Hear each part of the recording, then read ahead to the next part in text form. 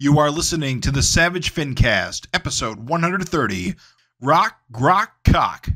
Chicago. A criminal mastermind called Overlord held our city in his terrifying grip.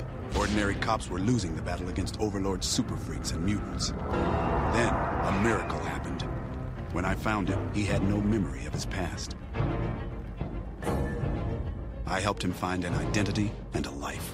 Now we have a fighting chance. Now we have the dragon.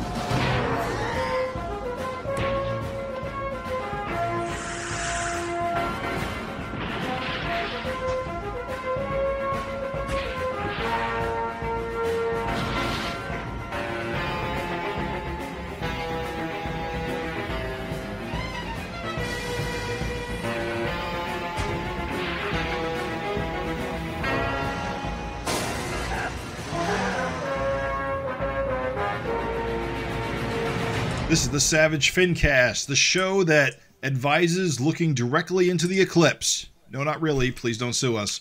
My name is Jim Purcell. I'm Craig Olson. I'm Raven Perez. And this is Mark Welzer. And we welcome you again to another episode of the Savage FINcast, the internet's only, as far as we know, Erik Larsen and Savage Dragon-related podcast. It's been a minute since our last episode. We had a bit of a quote-unquote snafu concerning the release of the last issue in terms of timing and other things. So we are finally getting it out and out to you. It's going to be an interesting issue, I think. Look, let's be real. We got as many issues in these first few months as we did all of last year.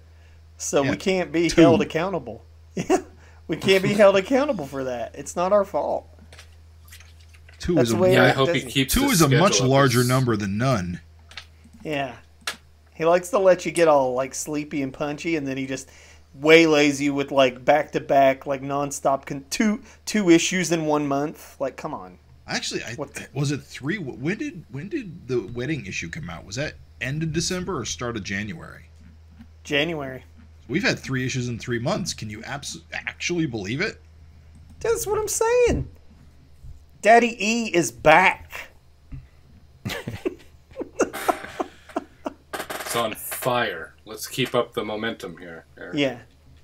All right. Don't let up, Larsen. We do have a bit to talk about, so let's get right into that news. All right, so jumping into the news, we have a bunch of new Savage Dragon, well, at least one solicitation and one cover. Savage Dragon 271, which you can find on the Image Comics website. The solicitation reads as, "The rascally rodent returns. The famous star of stage has his eyes set on Maxine Dragon, and Malcolm and the SOS have their hands full trying to protect her. Comes with our highest possible recommendation."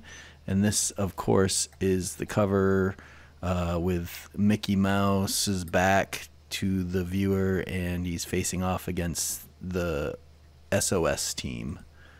I can't believe he's going for it. He's doing it. He is poking the bear. I love it. And you know what? Here's the thing. Fucking nobody profited off of the public domain more than Disney. And so it's about time they gave back. It really is, like, to the point where people see Peter Pan and Aladdin and think that those are Disney creations. Right. Yeah. So. My kids, when we were on vacation, they saw a poster for that Winnie the Pooh horror movie, and they were just like, "What the hell is that? How can that be?" And they were like they couldn't believe that someone could take a Disney movie and do that. Yeah, and they just don't realize Winnie the Pooh's like existed before that. Time to sit him down and have that very important conversation about trademark and copyright law. Get out the dolls of Captain Marvel and Captain Marvel. And tell them the whole sordid affair. It's really crazy because, like, again, I applaud it because it's like, dude, you know, if you know your comic history, if you know your goddamn history of like fucking anything, you know that Disney not only super duper used the public domain to their own benefit, but like they also ruined public. I mean, they changed the fucking laws to keep like their hands on this shit longer than ever. Like they forever changed the public domain. And so it's like, it's crazy. I've been watching like people's little like commentaries and shit, and they're like, "I just can't believe that anybody could do that. Oh, you better not. Disney will get you." And it's like, it's so crazy that people. Honestly, literally... though, I would still be scared shitless to do something like this. I mean, I gotta say, the balls, because it's one thing to use Mickey in the comic. It's another thing to put that very, very trademarked ears and head shape on your cover. That is. There's no way Disney doesn't own that. I mean, they have the trademark, but like, you know, copyright being in the public domain means you can do new things. It's why you have King Kongs. There's like so many King Kongs. It's like, yeah. Once that shit is out there, anybody can do what they want with it and remix it, and that's the beauty of the public domain. And it's like Craig said, there's fucking adults that don't realize that that's how it works. Right. Like, they're so used to Disney just coming down fucking hard on everybody that it's like, yeah, there is also, though, like, you can do what you want once something's in the public domain. I mean, not 100%, obviously, but, like, yeah, the way Erik's using Mickey is actually pretty safe. Who's the next big character? Like Popeye or? Superman. Popeye's, no, I mean, he means, like, how soon? Superman's, like, probably a decade away. Popeye is next. Parts of Thimble Theater are already public domain, but Popeye himself didn't get introduced until, I think, this year, 100 years ago. So I think he is next. And then there's another one, but it's not Superman and Batman. But they are soon. Like, they are soonish. Do you think once like Superman and Batman hit the public domain that's just gonna, even if DC is still around like it is, would that kind of put the nail in the coffin of what? Of DC, of if anyone can just publish their own, like, they'll still own the trademarks. They're still gonna make all the official Batman and Superman comics and movies. That's never not gonna change. And they'll still own like Krypton and Gotham City, and all the stuff, all the side things. Yeah, that's true.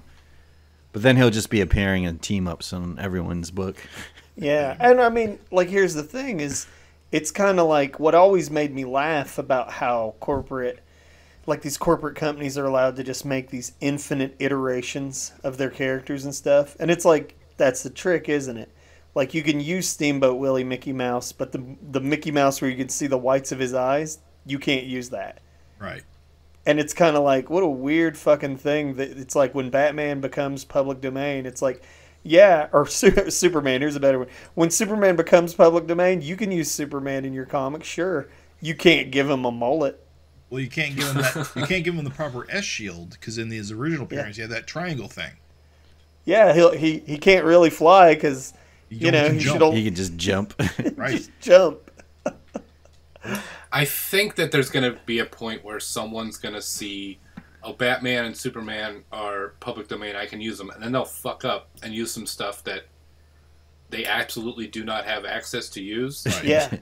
And then DC's going to come after them. Well, that's why I'd be so terrified about like using Mickey Mouse or something. I wonder if Erik's got like a lawyer just looking to make sure, like, his wife. Oh, you can't use the one with the buttons on his pants, or or those shoes can't be used. Well, I'd be so terrified that they'd want to make an example out of me. Well, I'm shocked he's got red pants. I'll be honest, because red pants came later. Nope, misconception. They advertised Steamboat Willie, and he had red pants on the poster. Oh, so it's not striped head pants only. Okay. Yep, and you know how Mickey's shoes are like not yellow, right? In the comic. Right. That's straight from the poster. So he had like kind of these weird like muddy brown shoes and red pants. Well, we'll see. How bad do you think this mouse is going to get choked to death, by the way? I hope he gets beat to a bloody pulp. It's a goddamn freak, dude.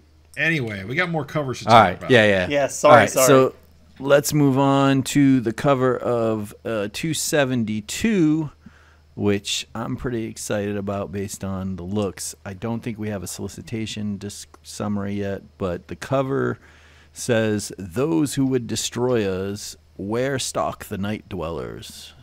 This one has it all. which shows kind of Maxine gripping onto Malcolm as Malcolm's like jumping on top of a bunch of cool looking, I don't know, goblin type guys, or I don't know what they look like. How would you guys? Yeah, they got guns and spears. They're kind of remind me of like New God type villain. Yeah, like they're kind of guys. Yeah, they're kind of like Bug or whatever they're called. Foragers. They have a name. Yeah, exactly. Yeah. So 2 covers on that, one in blue, one in yellow, and then which do you prefer? I like blue. I like blue background. I like the blue background, although it doesn't seem like it should work. It does. Right. I like the yellow. Yeah, I think I go with the yellow one. The reason why I like the blue is like the little circle that the little miniature Malcolm thing is. It kind of looks like a moon with the blue background. It's kind of neat. Speaking of like that kind of stuff, have you guys noticed the another Erik Larsen smash hit stamp on the standard covers? Yeah. Apparently that's there because he moved the issue numbering back underneath the image eye, and he put that there to balance the cover. Yeah, which I think is cool. I like the number under the image eye. It kind of feels more like comic-y to me. Well, it feels like it's 1995 again. Yeah, exactly. Which is, but also back then, like he never had anything on that side of the covers before in that corner. So right. It doesn't really need it to balance it off, but hey, whatever, I'll take it. Yeah, that's fine. Agreed. Yeah. And then there's going to be another variant. Simon Millet, St. Pierre has, you know him as he's done a bunch of backups with the Dragon Kids, which are always fantastic. He's got a cover with Malcolm kind of like shattering glass.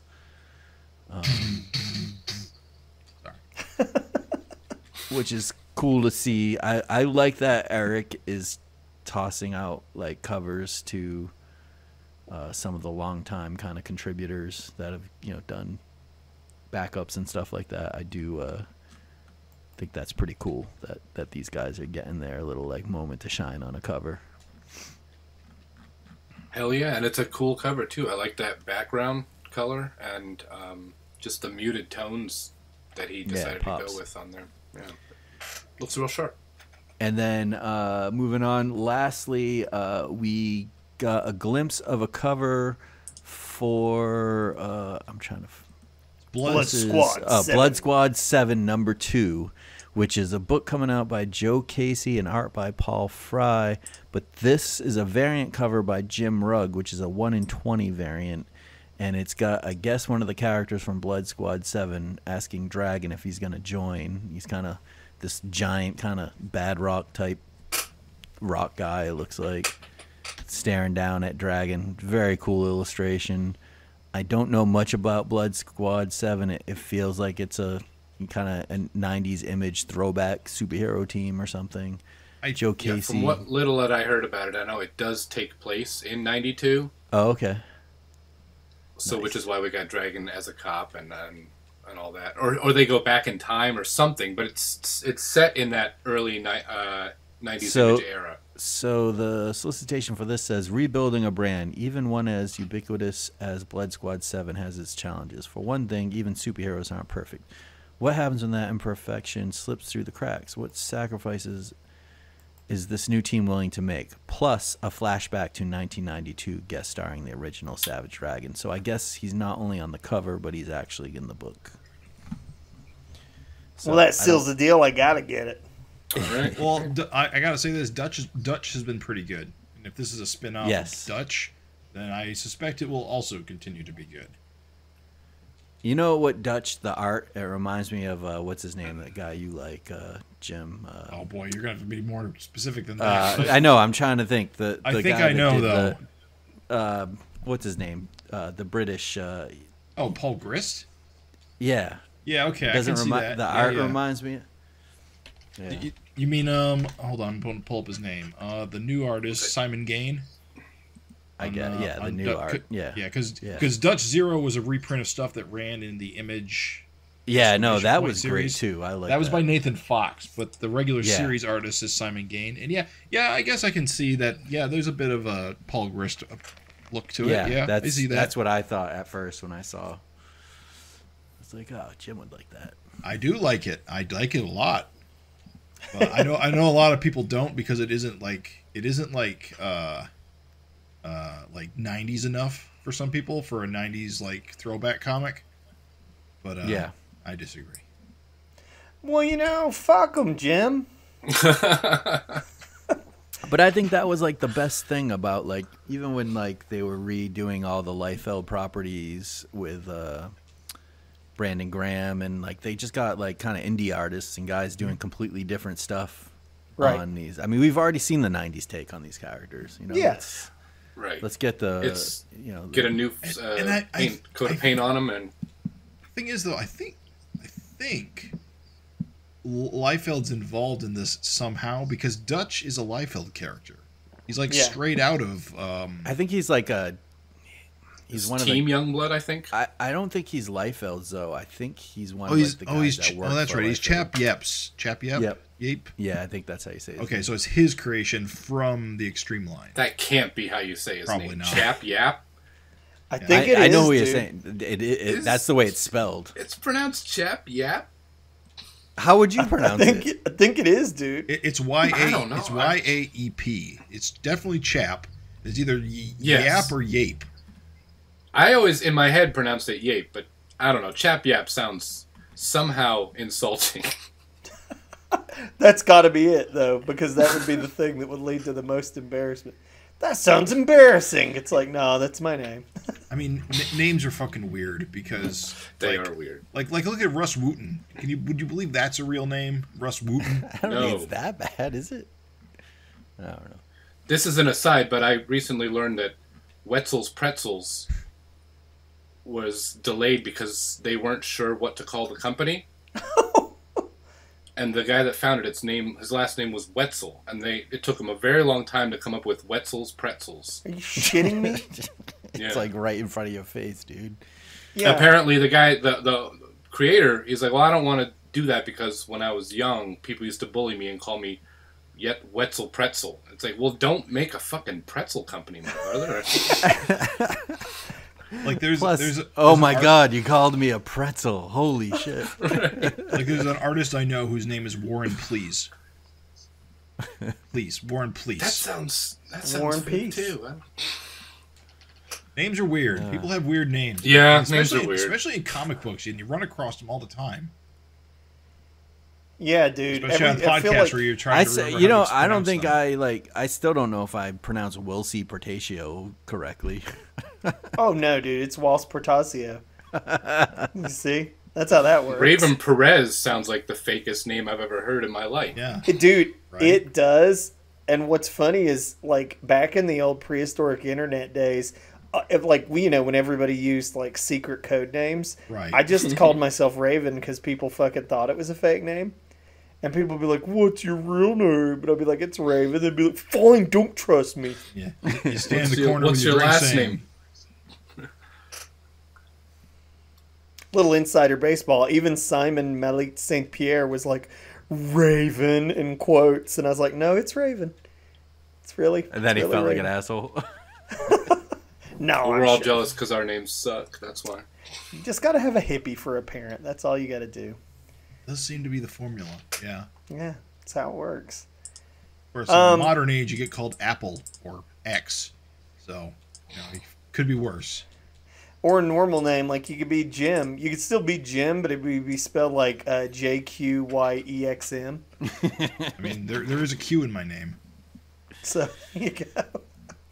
Perquell. I'm James Q. Purcell. That's my name. What's the Q stand for? Quincy? Nope. Quentin? It's 1 out of 3. Try again. It's not Quincy or Quentin. It is Quentin. Got it in 2. Quentin! James Quentin. Directed by Quentin Perceltino. That's horrible. Sorry. It's too bad that there's no way to cut that out of the show. I'm going to run it twice. Directed by Quentin Perceltino. Not my hands. It's going to be the lead. Taking it back to this Blood Squad 2 variant, I just want to say shout out to those goddamn muscles, hair, and veins. Like, yeah, that arm looks really good. Rugg understands the assignment. He gets it. He just gets it. Yeah, the fin is A+. Yep. Something about that, you just see that veiny goddamn arm, and your 90s heart sings. You know what? I feel like we really did a deep dive into those covers, so thanks, Craig, for that awesome legendary first news article. Moving right along, Savage Dragon Megaton Man is going to run in the complete Megaton Man Universe Volume 2. It's also going to include the Megaton Man weekly serial, which, if you read Savage Dragon, you already read. It's the one where they're driving around in the VW van, and you got the Gower Goose and the Alan Moore self-insert jammed in there. So you probably remember that, right? They played baseball. It was crazy as hell. Those are going to be 600 pages, so if you ever needed to, like, slay a foe with a comic book, bada boom. And that's coming out in the year 2025, so I think by the time that hits, we will all have been raptured away. So, yeah, that's how you do a news article. Volume 1 is coming out this year, I believe. That has 0 Savage Dragon in it, so I will not be getting it. But... Well, I'm excited to see this because that's like one of the only things that hasn't been reprinted from Erik. In its entirety. In its entirety, parts of it are been reprinted in various trades.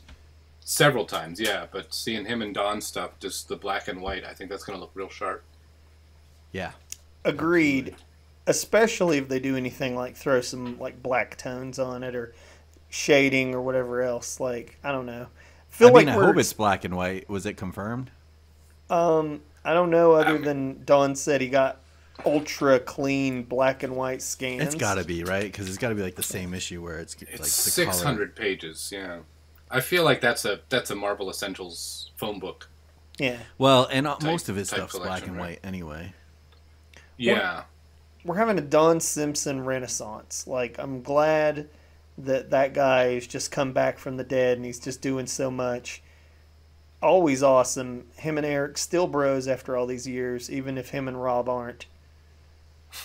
Honestly, his stuff is it's very similar to Savage Dragon. He's a guy that's got like 1 million characters, and like if you read all his like books, he throws them all out there, almost like too much.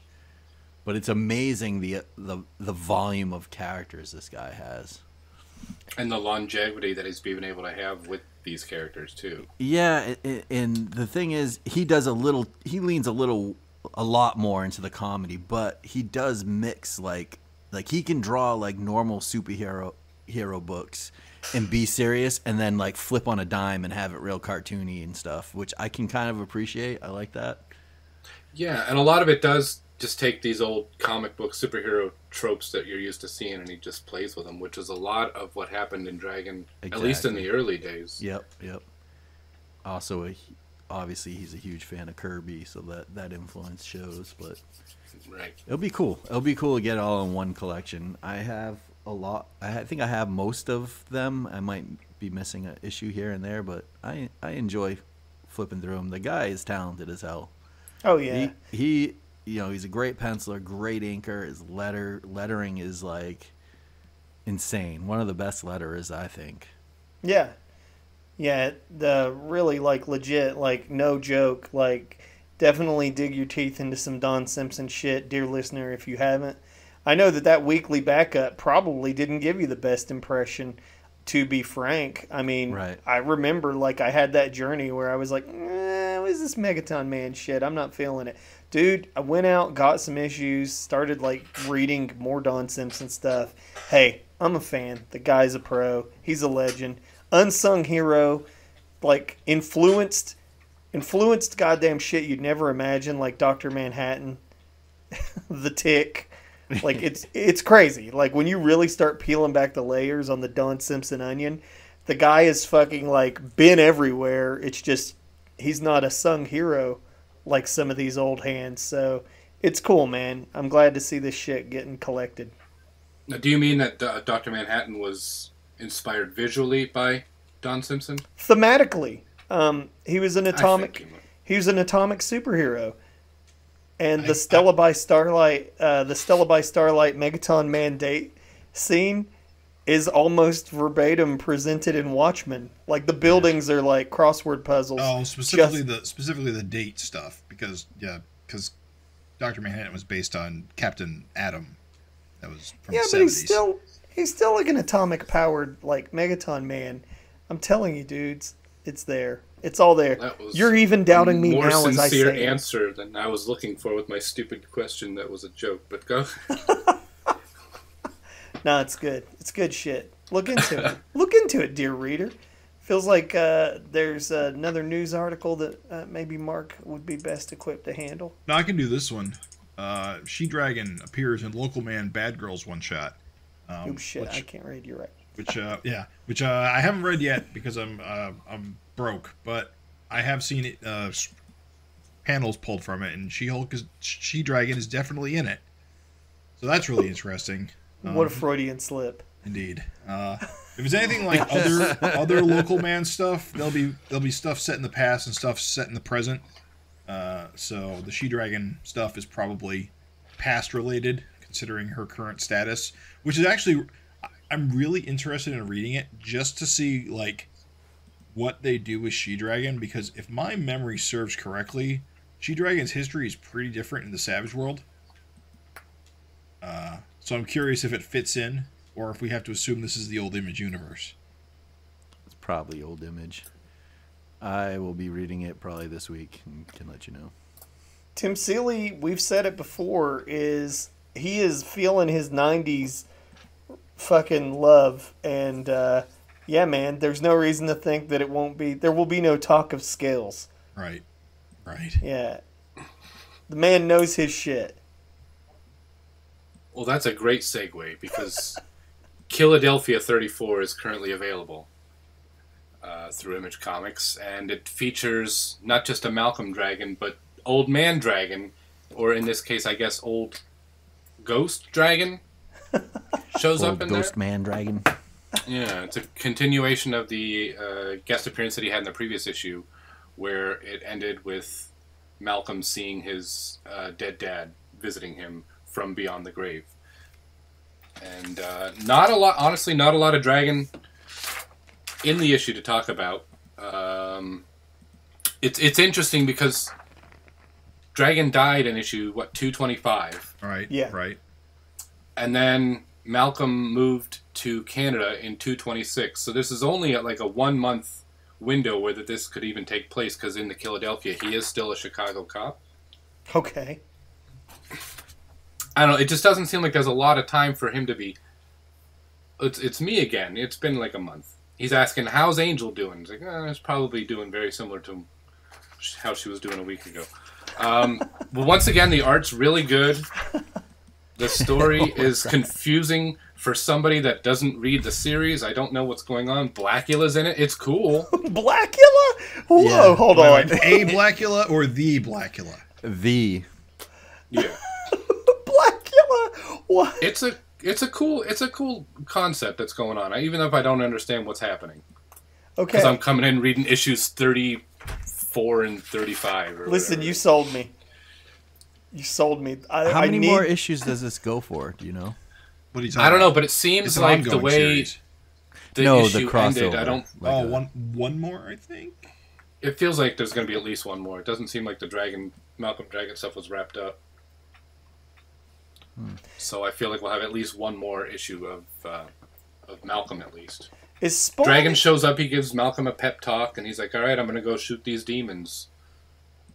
Is Spawn in there? Spawn's in it too, yeah. Yeah, somebody, like, what's funny is, like, I've heard pretty much underwhelming from Dragon fans, with the exception of one Dragon fan who told me that, like, it was great and gave him chills.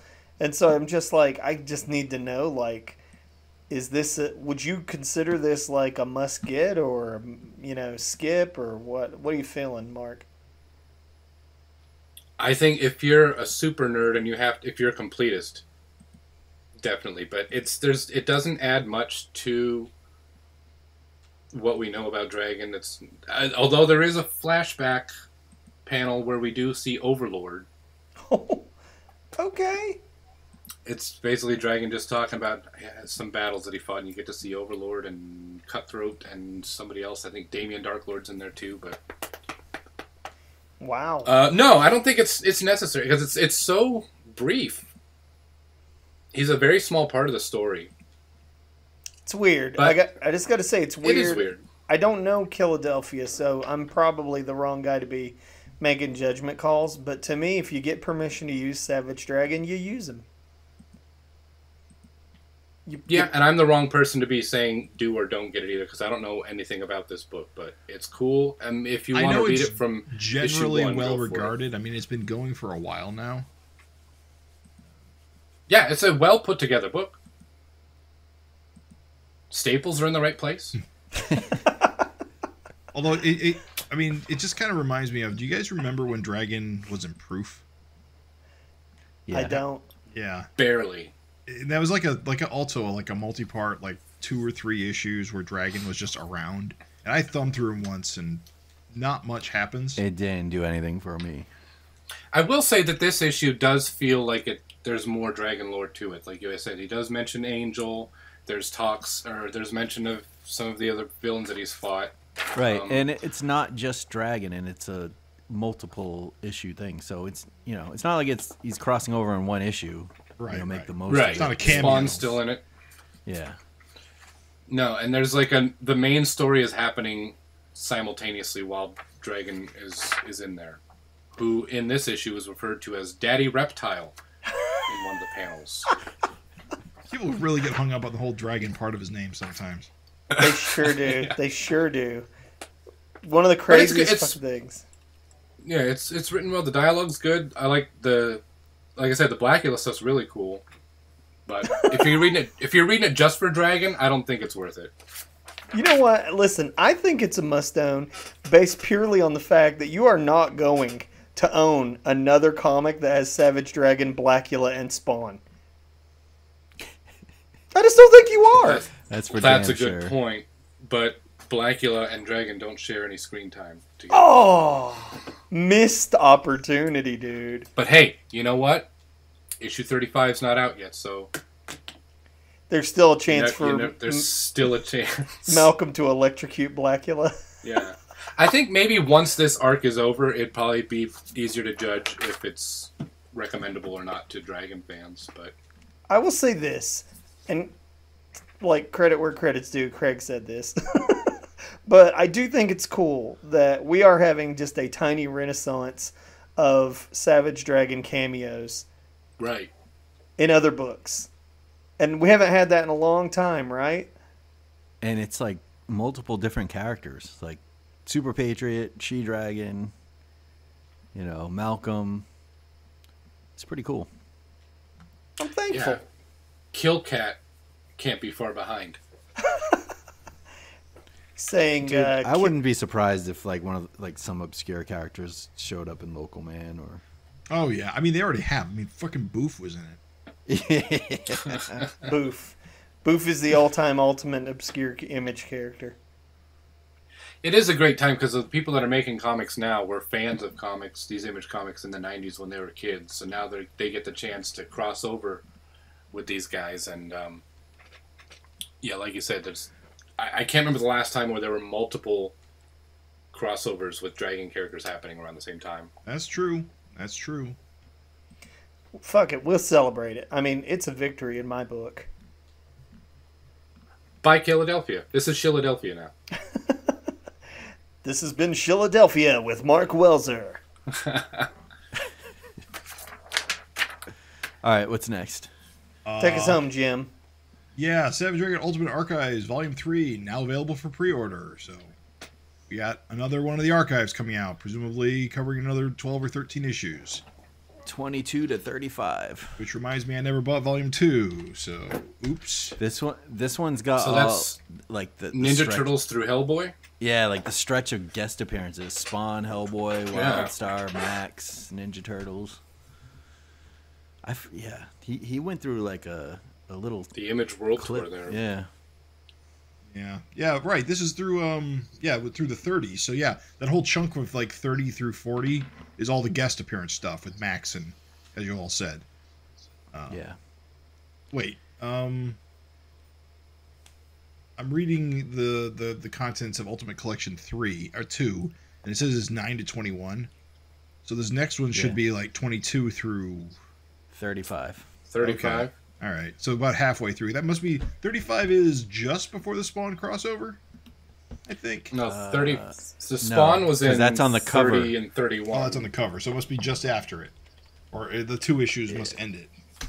Yeah, Hellboy 34 and 35 were the Hellboy issues. Oh, okay. Okay. There's more after. Okay, that makes sense because then I imagine Volume 4 will have the SOS Dragon group up shot on the cover, because that's going to be the big issue 40 status quo change. Sounds about right. Well, hell yeah, dude. Yep, another one in the bag. And these things keep coming out. Hopefully within a few years we'll have them all, and then people can shut the hell up about how hard it is to get into Savage Dragon. They're still going to complain, because once there's a few more of them out, they'll be like, there's so much. Now the earlier ones are sold out. I can't get them. I can find issue 2 Eventually. if you want it. It's on in stock. No, that's going to be the new complaint from people. Oh, yeah. Yep. I can get Ultimate Archive 6 and not 1. What's the point? 3 is going to be the one that sells out because everybody wants that sweet Spawn crossover. I mean, it is gonna be like easy to get probably like the first 3, and then if you don't buy like the later issues, they're not gonna reprint them probably because the demand won't be there. That's the only reason why I thought it kind of. I would have liked it seen it include more issues per volume. Yeah, but the more issues are, the more expensive they are. I mean, at least these are reasonable at usually around $25 discount online. Yeah. I mean, they're not the most expensive they could be. And I've had a few omnibuses now. I've got a few, and I find those things to be kind of unwieldy. Jim, you know what he needs to do, don't you? What? The format he has not done, manga-sized, black and white. Oh, God. Oh.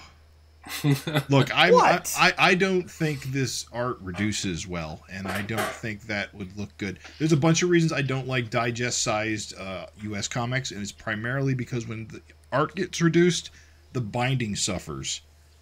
They don't open well. I've never met a manga-sized U.S. comic that binding wasn't dog shit. Brutal. Now, we already know Savage Dragon looks good in black and white because of the archives. The trick I think is being missed is some sort of equivalent to the Marvel Epic collections that are soft covers for like $30 or $35 that reprint like 25 issues a whack. I think that's the next step. The fat reprint with a lot of issues for as cheap as you can make it. Honestly, I think that should have been the first step to get people on board, but I'll take whatever. I'll buy my I don't know, 10th different version of Savage Dragon #1. Right, of course. You always will. Someone has to. Oh, goddamn. You know what? I think that's more news than we have had in a long time. It feels good. Shall we shuffle along to the FINteresting conversation? The section of the show that, frankly, is a top performer. It's always a winner. It never's hurting for content. The FINteresting conversation, baby. What's great about it is we always come prepared. Yes. That's right. For the FINteresting conversation. We spend all month long thinking of lists upon lists and crossing out the ones we don't like, right, moving them up the ladder to which ones are good conversations, and to bring you listeners the best of the best. Just putting on those discussion groups and bringing people in and paying them to help us. The focus groups, yeah. Yeah, the focus groups. It's just time consuming. Yeah, it's a lot of work. But it's worth it. It's a lot of work. And a lot of that has to come out of our pocket. Mm-hmm. And I feel like at twice the price, it's still a really good deal. Yeah. Half a it's just bargain and all twice for the the price. listeners. I mean, that's what we're here for. That's Yeah. what we're here for. All right. In a lot of ways, we're servants. And heroes. And hero servants. Humble. We're the real heroes. So it seems like the last heroic discussion was about who you, dear listener, would like to see crossover with Malcolm Dragon specifically. And we got a flabbergastingly huge response. I'm going to go ahead and take the first one. Starts out, yo, Fin Bros. It's been a while since I chimed in. Raven, welcome back. Hey, editor's note, feels good to be back. This show is missing your irreverent humor and its non-innocuous nature. Well, thank you again. Replying to the FINteresting conversation to episode 129, I could swear you guys already used these FINteresting conversation sure topics did. in a I knew we previous did. episode. Oh well, it's always worth repeating. Listen, it's just we invest so much, it'd really be a waste to not get, the most mileage out of each one. I'm sure we'll use it again someday. The most dangerous villain and the Malcolm team-up question.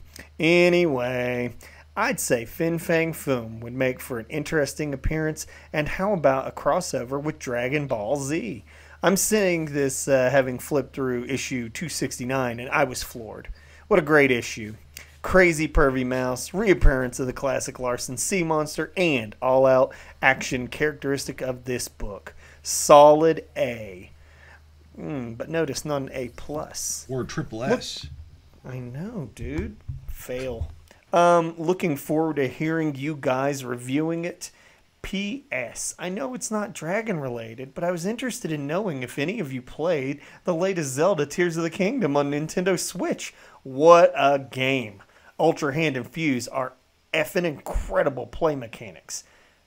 Your fellow Finbro, Tony Michelandra. Raven, Tony M. Did Thanks you play for Zelda? writing. I think there's two of us here that we saved Hyrule. Am I right? No, well, Yeah, I recently got back into it, and I'm trying to clear out all my side quests that I avoided last time. Yeah, I am also in side quest mode. I have decided I do not like open world Zelda. I have not touched Tears of the Kingdom because I bounced so hard off of Breath of the Wild. Well, that's okay. Not for me. It has all the same problems as Skyrim for me at the end of the day. In the name of not having this be a 3-hour show, I will not reply.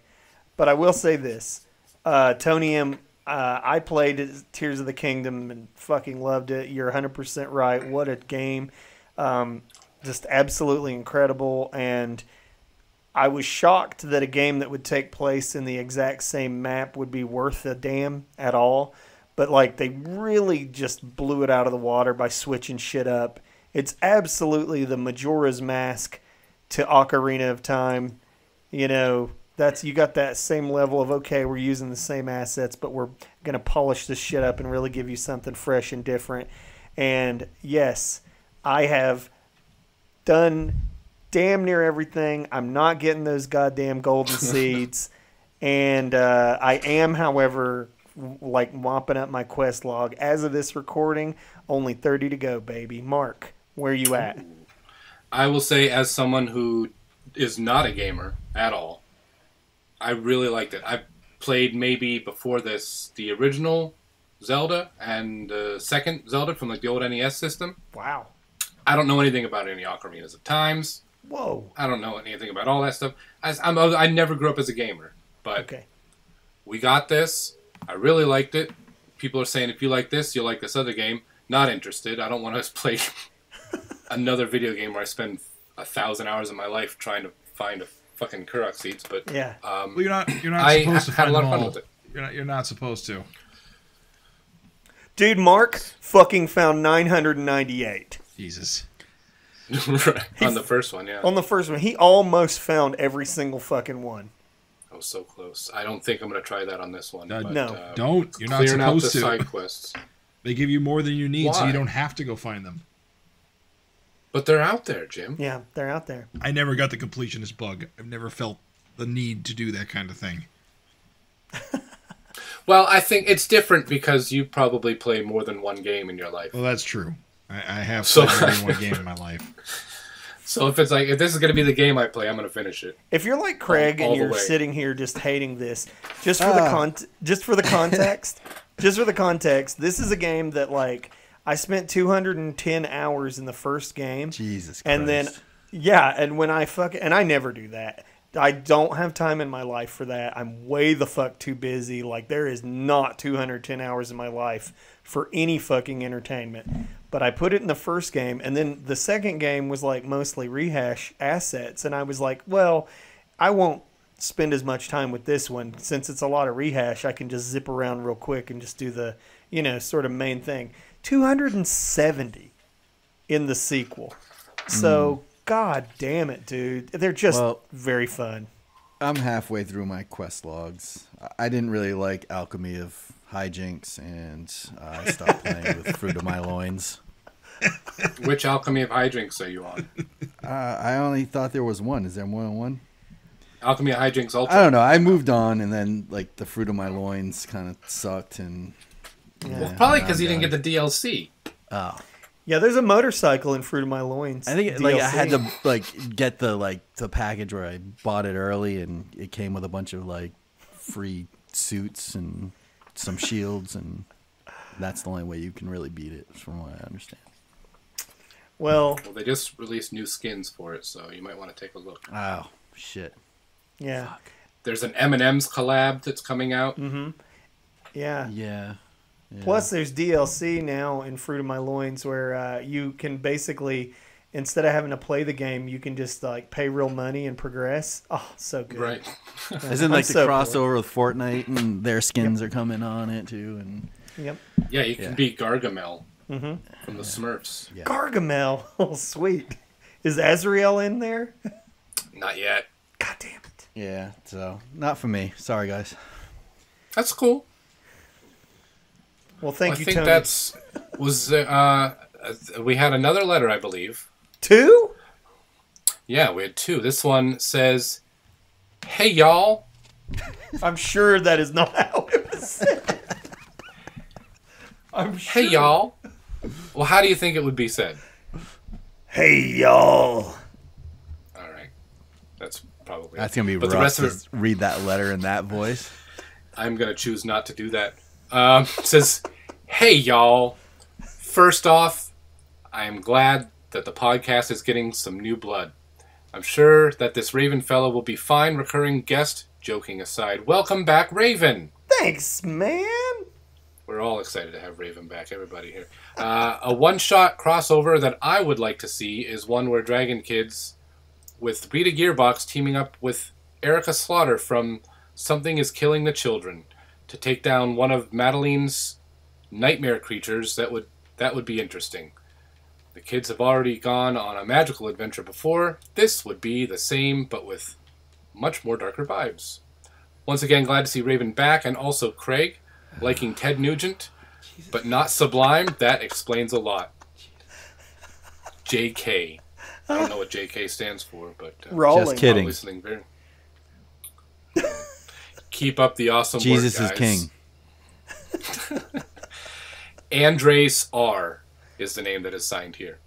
It's Andre Andreas. Reyes. Yep. Well, sorry, guys. I don't even know how to say y'all. Hey, y'all. Hey y'all. Hey, y'all. I like your voice going on like hi. Y'all. Hey It y'all. did. Hey y'all. That's the only way I've ever heard anybody say y'all in my life, was from a sweet southern young lady. So That's a lie. DMX, y'all gonna make me lose my mind up in here, up in here. well, I've heard it now. Yeah. So Andre, sorry, I don't know what Something is Killing the Children. It's an I've never read image that. book, but I don't know much about it. Any main character named Erica Slaughter has my interest. I mean, that's instantly cooler than 90% of the protagonist names I've ever heard. So, doesn't that letter kind of make you want to read Something is Killing the Children? I'm going to get right on it. I mean, I it does did- me. I did want to read it, but then like I don't know, it sounds like I got on too late, and I didn't feel like buying all the back issues. That's the problem. It's been going for a while. Right? I'm not even sure if it's over yet. Are you? Wait a minute. After we literally just busted people's balls for saying that there's too many. It's fucking 30. We're over here. Hold on. We are like one letter ago being like 30 years of comics. That's not too much. And now here you are being like, oh goddamn, 1 year. Oh. Okay, Craig. Oh no, it is still ongoing. Something is still killing the children? Yeah. Something else is now killing the children. The children are continuing to be killed. There's too many choices. I don't know what it is. It sounds great. I don't read comics. But There's too many new 90s rehash books coming out. Right. There's not enough room. But also, you're absolutely right about Craig, and I think he has some answering to do, and I think he owes the listeners an explanation. Ted Nugent versus Sublime? Yeah. I do not like Ted Nugent as a person. I like a couple of his albums from the 70s. Craig's got cat scratch fever. That is a good album. I do have that on vinyl. I cannot stand Sublime. But the opposite, I think, is true, where you love the bandmates as people. You just don't like their music. Sublime? I don't. Sure. And I don't know anything about them. I think so. All right, asked and Although answered. I have seen them live. I think they're actually coming. I think they're coming to Foxwoods sometime this month. Is it Sublime? Probably. I saw them in 1995 at the Warped Tour. It was 1992, and tell me, where were you? I was at the Warped Tour listening to Ted New. He was a gent. Horrible. Simply yeah, horrible. It is Sublime on the 19th. Well, Jim, if you want There's to like hear... one guy left. They're on their farewell tour. It's apparently the. It's time. They weren't done when the singer songwriter died. No, that's when 20 that's years the ago. tragedy. He died, and then they blew up. It's like the worst luck you could ever have. Oh, we won't do this again. Listen, it's time for new FINteresting conversation, Craig. All right. Let's FINteresting conversation. This is the bit where we come up with a question and we will discuss a little bit, and then we'll give you, the listener, the ability to write in and tell us what you think, or supply us with a new FINteresting conversation question. You can write in at savagefincast@gmail.com. And for this month's conversation, after many hours with our focus group, we narrowed it down to this question. Should Savage Dragon do away with the explicit sex in the book? How do you guys feel? Do you feel like we've had enough time to move on? Do you feel like keep it coming? No pun intended. We already know Raven's answer, so there's no reason to hear from him. I know, dude. I know. I feel like I've given a TED talk on this. I will shut up and let you guys talk. Then I'll go, I guess. I feel like it's balanced pretty well at this point. I really wouldn't change anything about what's going on right now. I don't think I need more of it, but I think the rate that it's coming out now is fine.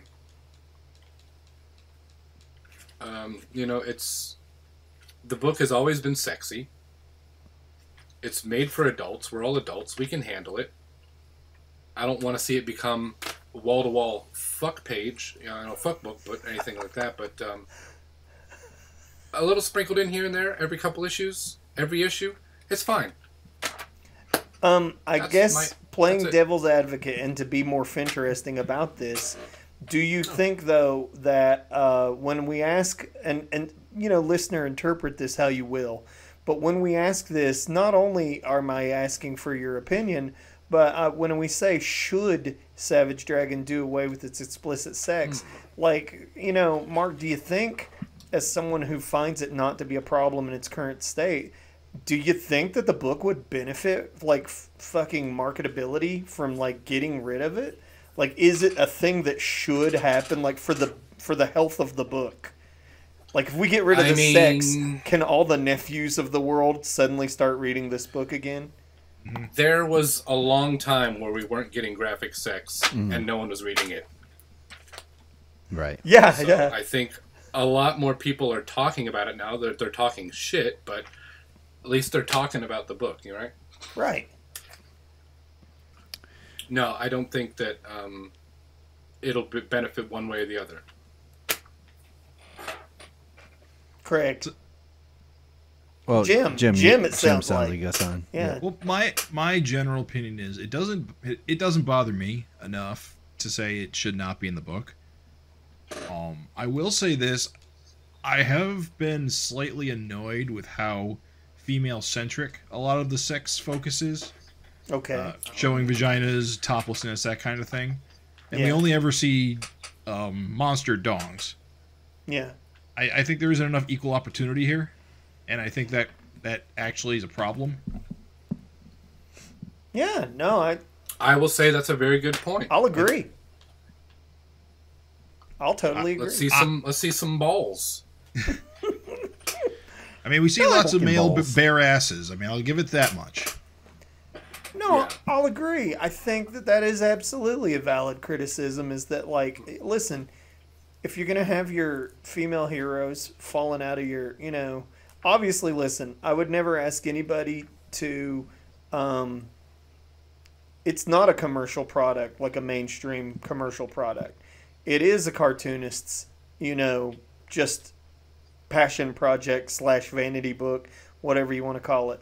So I would never ask an artist to go against their, sexuality in terms of what they want to focus on or whatever else. That being said, understand that creates baggage. Like, you have baggage when you only focus on, your lady characters and you don't focus on any of your dude characters. It creates baggage.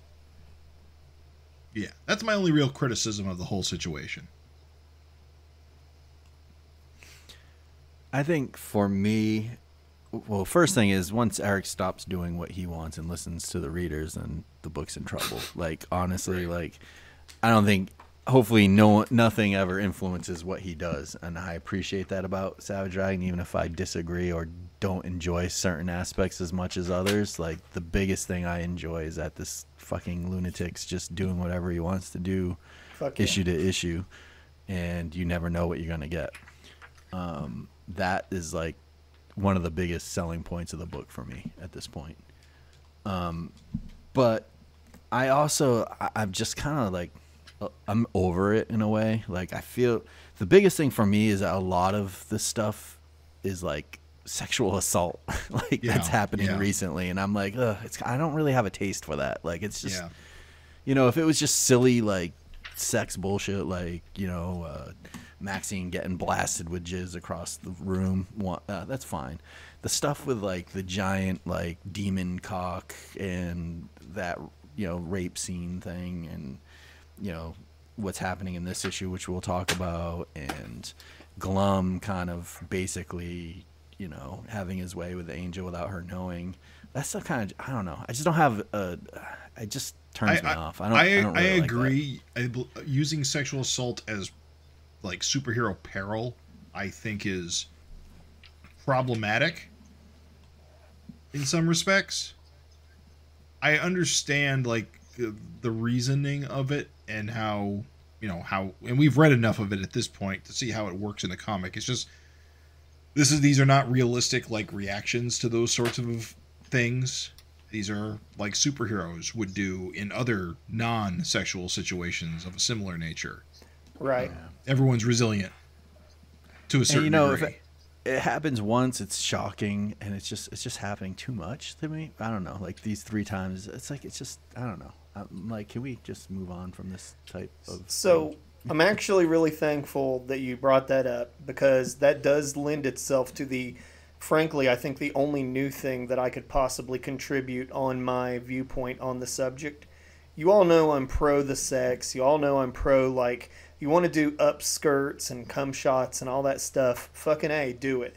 But like, I feel like the only thing new I have to say on this is to just agree with what Craig's saying, which is to say there is now been enough sexual assault in the book that I do think that it's I can say something that I haven't said in the past, which is, okay, like, if you're going to have that in the book, understand that you're taking the reader to an uncomfortable place.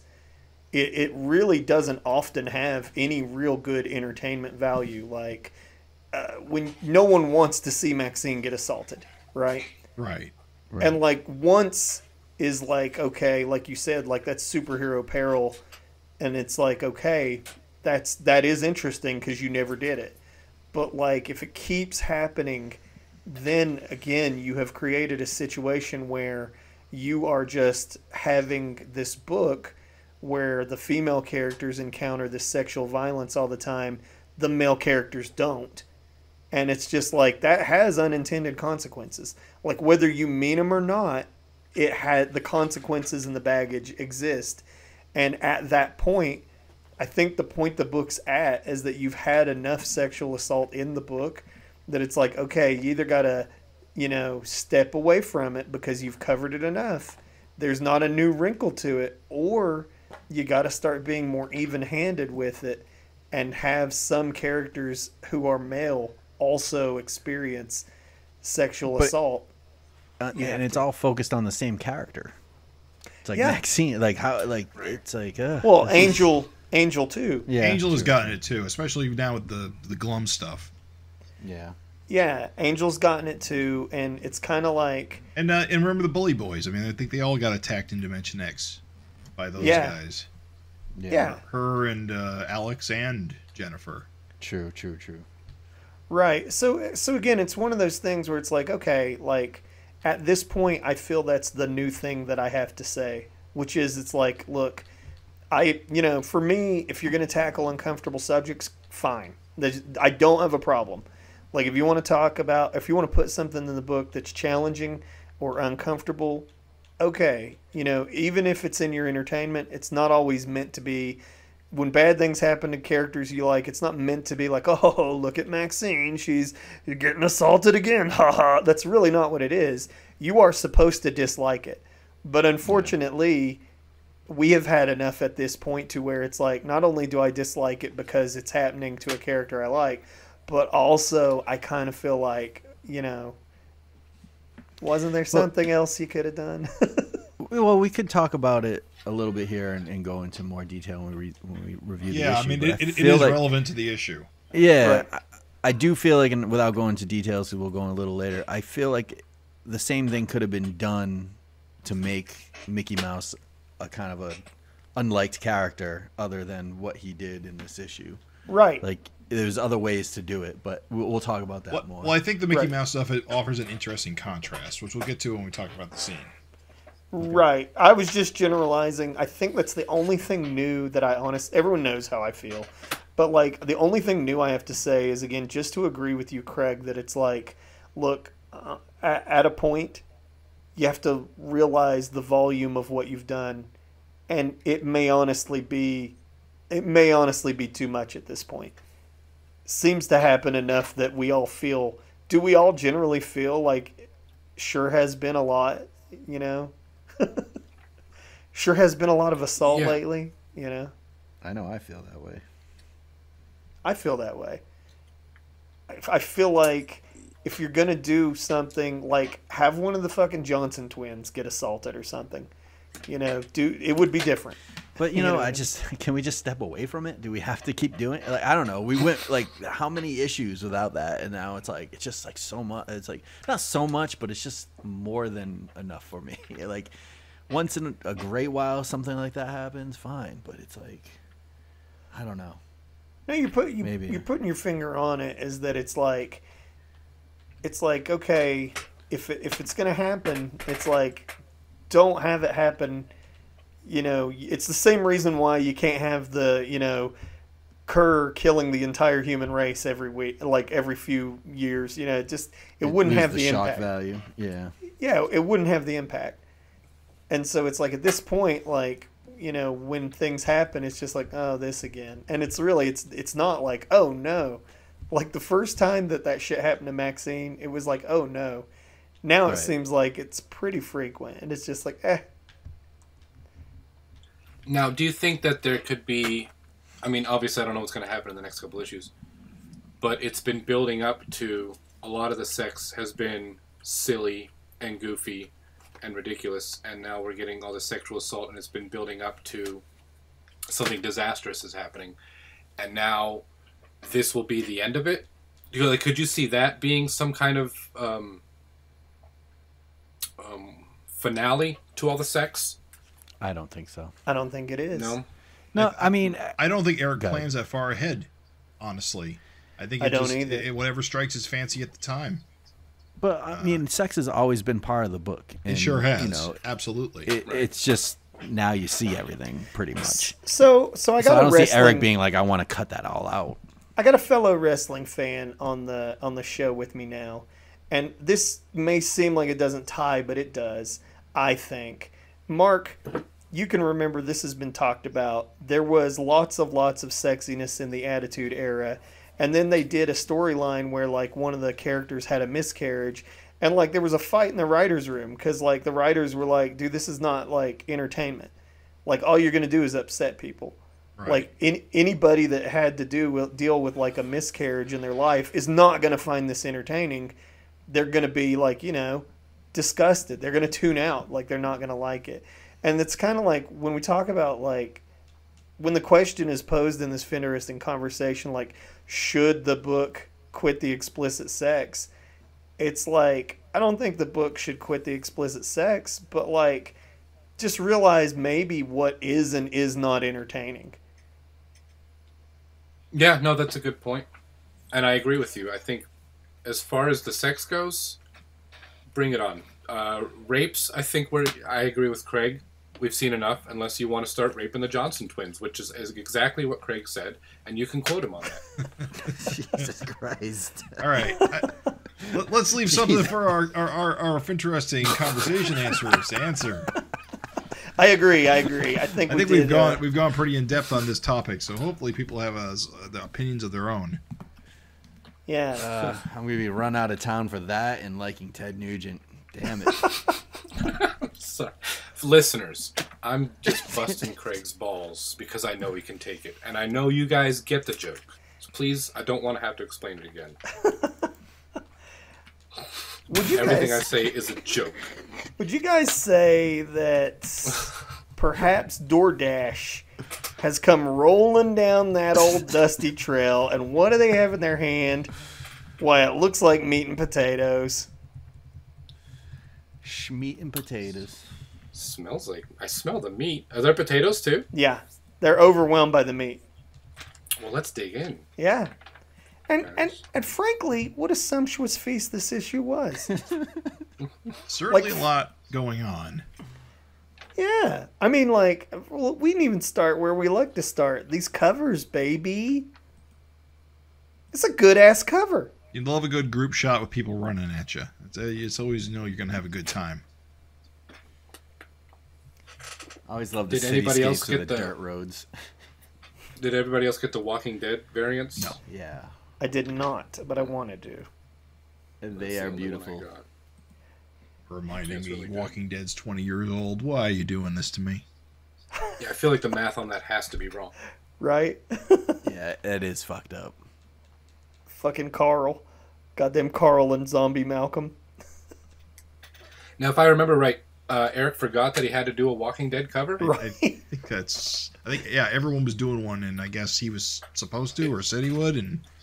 It was solicited, and someone was like, what's this other cover? And he's like, I'm not doing another cover. And people are like, oh, yeah, there's The Walking Dead. He's like, oh, oopsie doodle.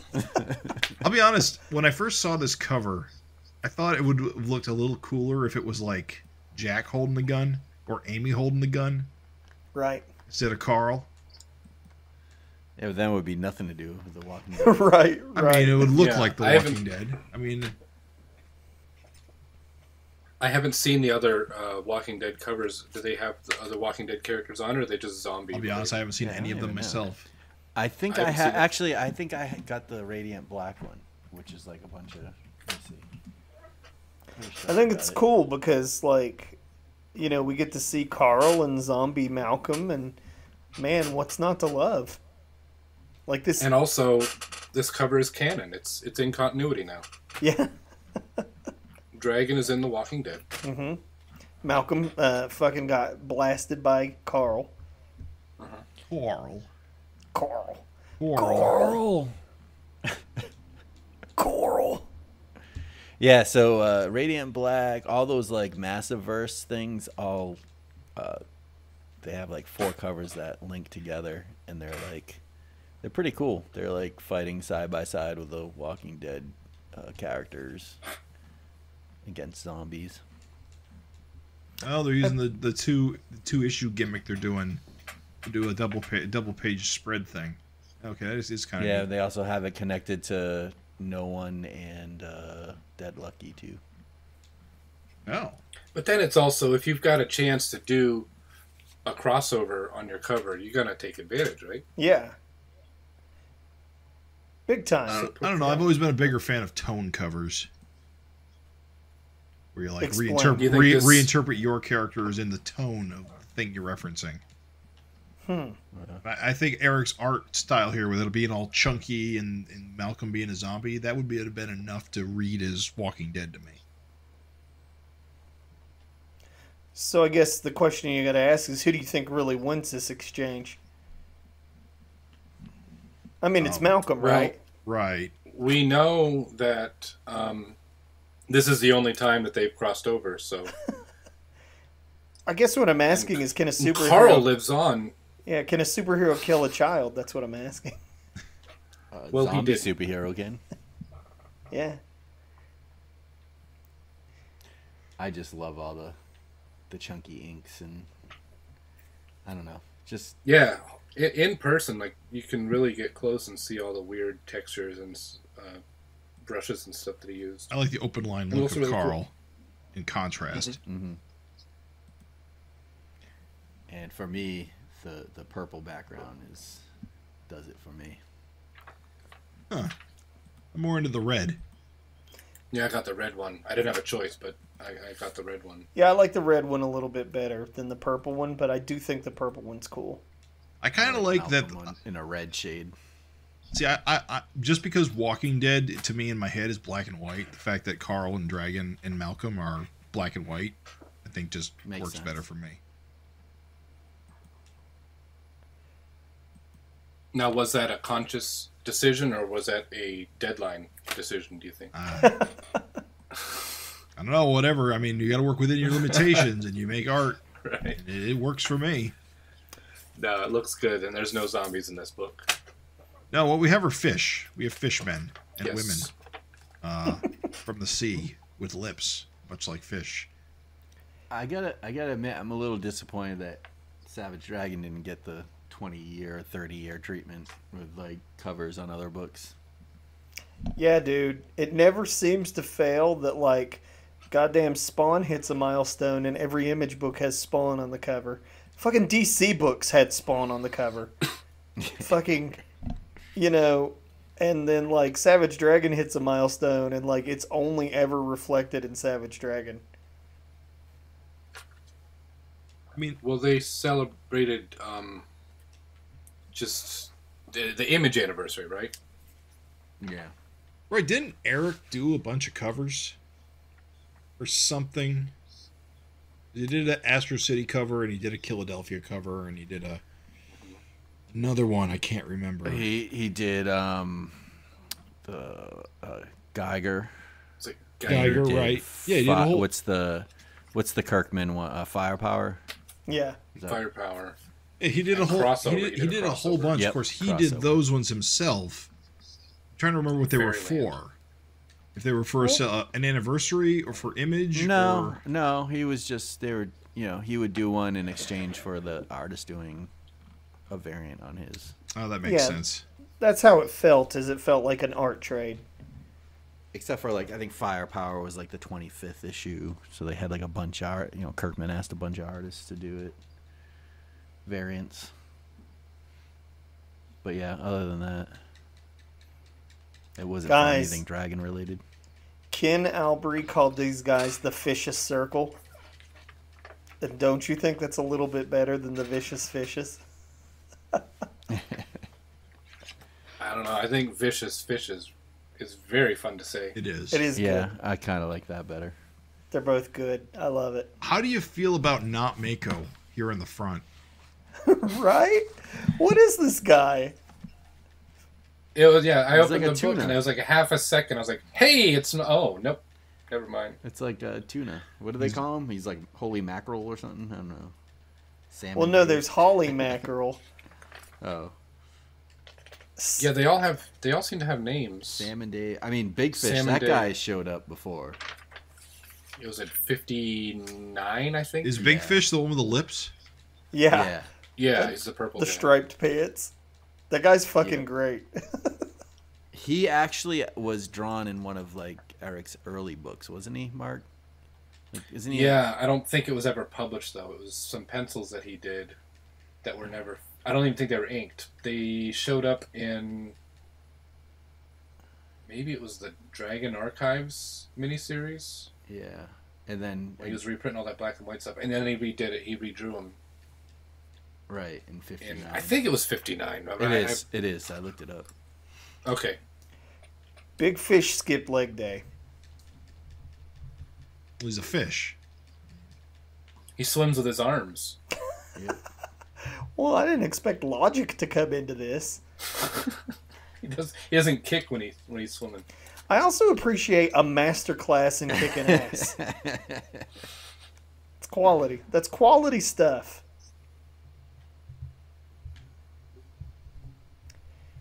I just like that these guys have some kind of supervillain attire.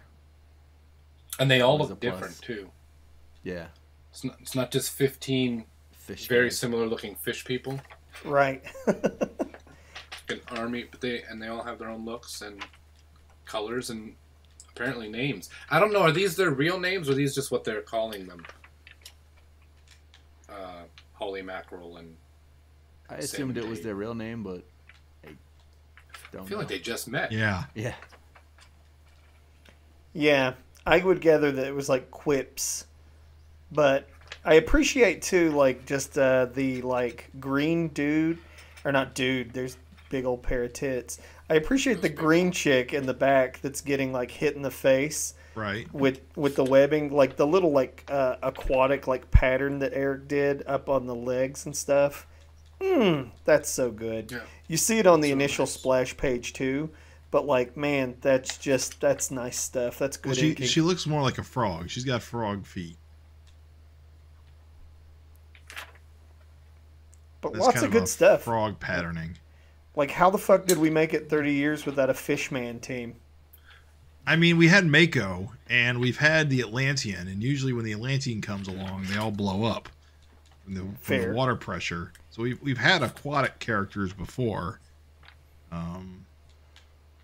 They are visually interesting, and I do think like really establishing like a new like monster group for the West Coast is a good idea. Since we've had previously we've had like Uglies Unlimited and like the Demonoids and the various other Chicago and Toronto based creature groups. Right. Yeah, no, that's what I was like. The awesome thing is like, they move back to the States and instantly you get like new groups of bad guys and new problems. And I'm like, fuck yeah, dude. Like, of course. Like, you're in a completely different city. Like, let's bring on the new threats, the new problems. I guess Eric's just done hiding the whole wall crawler, web slinger action. Yeah, it's great. It's so it's so explicit. There's no peekaboo to it at all. Which I fucking love, dude. Like, we did that Austin Powers shit with their mom for so long.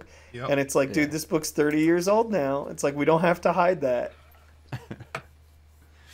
I tell you what, one thing I do hope for as these issues go on and we start seeing more is I hope to get more of a personality out of like Mark and Peter Johnson. I hope they become like more distinct. I think that's a very tall order, Craig. I don't see that happening. Why not? But it's a fair request, though. If they're going to be sticking around for as long as it looks like they're going to be. I mean, think about like the old SOS team. Everybody had such a like good personality, like Barbaric, Killcat, Freak Force, and what's that? Freak Force 2. Oh yeah, Freak Force 2, absolutely, yeah. I mean, they all had like real specific personalities. I feel like, Mark and Peter just, I don't know, they're kind of bland.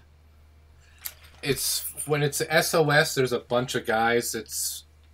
It makes sense you're not going to get to know all of them, but this seems like a pretty tight knit group, and they've known each other since they were kids. Yeah, and the other thing is, 4 of them are twins. Right. So, Right. So wait, you're saying twins don't have distinct personalities? Yeah, what are you saying? Not in Savage Dragon, I'll tell you that much. Do you realize every person you made mad, you can double it? And to be fair, Janny isn't even a twin. They're doppelgangers from different universes. Yeah, so they're even closer related. And they share the same memories, right? So. Oh yeah, that's right. Yeah. I'm just gonna say though, like Webcrawler and Webslinger are Wallcrawler and Webslinger are fantastic fucking names. The poses, dude, on these two, you can tell Erik's like the goddamn Spider-Man, like he's got the Spider-Man shit down, dude. The panel specifically, where it's like featuring them as they say their names while he's like Malcolm's above them, shocking that dude's thigh. It's like, right. It's like, dude, what a panel, man. That shit is fire. Yeah. The art all around, I think, on these looks great. This action. Yeah, he's doing Twice Up too, so. Oh, is that what's details. going on? I'm pretty sure he's back to Twice Up. He's been talking about it on Facebook. Yeah, I felt like the art in this issue was top notch. Yeah. The page after the splash was amazing. The one where like Malcolm's getting punched by the fish. Yeah, we have the power. Yeah, that like the middle panel with the speed lines, like, I mean everything, like the inking, like the little scratchy kind of thin inks, but like with the thick outline like around his hand. Yes, amazing, amazing. And even there's like this little sponging or dry brushing in her Angel's hair on that last panel too. Yeah. But even like in the fish on that top panel, he's kind of like inked scratchy, but it really like kind of portrays kind of like motion, Yeah. Yeah, totally, dude. I 100% agree. Like the brushwork on Malcolm's hands, like where you can see those big scratchy strokes. That shit's fire. Yeah. And I totally love that he brought back these 90s panels where you get like the scratchy panel and you get like the weird pink border panel and then you just get the kind of open full bleed. So good. This is top-notch action stuff right here. I mean, and nobody does, I think, besides Daniel Warren Johnson, I don't think anybody can do action comics like this anymore. I think that it's a lost art. Like, there's too many motherfuckers that want to decompress everything. And it's like, here you have an issue that opens with a short action sequence. I mean, it's just a few pages. But, like, man, there's just so much, like, it is a masterclass in kicking ass. Because, like, dude, there's just so much fighting that happens in these just few pages. And every bit of it's just fucking awesome. Like, tons of killer poses, tons of, like, yo, bros, I never miss a chance to shit on Jim Lee. Like, I just want to say that, like, and I know that seems like that comes out of nowhere, but, like, check it out. Here's the thing.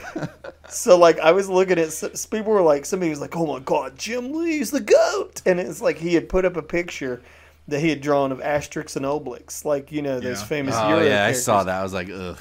Yeah, it's horrible, and like everything Jim Lee draws is fucking goddamn the dude standing straight on a flat surface. It's like, let's try to make them look realistic too. Like, take everything fun about what the characters look like and try to make them look real. Did you see Jim Lee has opened himself up for commissions for the first time in a while? He's charging I did. I saw those prices. $35,000. Are you fucking kidding me? Yep, $35,000 for a Jim Lee commission. I will buy 35,000 tacos first. I don't give a fuck. That not worth it. The reason I brought that up wasn't just to randomly shit on Jim Lee. I'm just saying, look at all the different poses. Look at all these. It was randomly. It was not random. Look at all the different poses that Erik has crammed in just this initial opening action sequence. And I'm saying there's like more posing and moving of the camera than Jim Lee's entire career. Like, it's fucking crazy, man. Hello? Hello, yes. Yeah. Sorry, I was looking at the pages and I got distracted by how cool they looked. Yeah, no, sorry. There are other artists that can do this, but I'll be goddamn if one doesn't come to mind immediately. Yeah, no, that's what I'm saying is just look at all the figures. I'm saying, like, look at all the figures across these pages, and I'm saying that, like, dude, you would have, even with Clip Studio, which allows you to take 3D models and pose them and literally throw a layer over top of them and draw over it, and you're still, even with a tool that powerful, you're not going to find a lot of comic artists that move the goddamn camera around and have this much, That's it right there. That's it. How many artists don't move the camera around enough? Yeah. And just by doing that, even in stuff that might not be as exciting, it may, how many times do we talk about like simple conversations that he has in the book, but because you're seeing it from all different angles, it makes it that much better. Yeah. I mean, the way... Yeah, I think that's one of the things that he always makes the talking head stuff look good, and comparing it to, I always use like Invincible as a comparison. Like the talking heads in that book is always just fucking talking heads. It's literally just little boxes of heads talking, and they're boring. Yeah. Yep. Yeah, Otley and the other one, Walker. I mean, they're great artists, but nothing against them. They definitely have their shortcuts and their stock standard like stuff, like the talking heads. And when things get exciting, they look exciting, but when things aren't exciting, it isn't the most exciting. And I don't know if that's coming from Kirkman, because I know he used to do layouts. Right. When he first started doing writing, and I don't know. But at some point, man, if you're Otley, you're not gonna, you're not gonna listen to some writer. Kirkman trusts you just to go ahead with it. Yeah. No, I think at a certain point he did, but I don't know if he was just trying to stick to the style that was established in the book early on. Yeah. But in any case, there's no boring pages in a Savage Dragon book. How about this plot twist? Motivation for these guys. How'd that land with you guys? Yeah, that was awesome. I mean, he could have just went for the same old, and it was like, what? Wait, what? That's pretty fucking funny. Yeah, no, dude. I laughed out loud. I literally LOL'd, like fucking alone reading this book, like laughing like an idiot. That shit was it was great.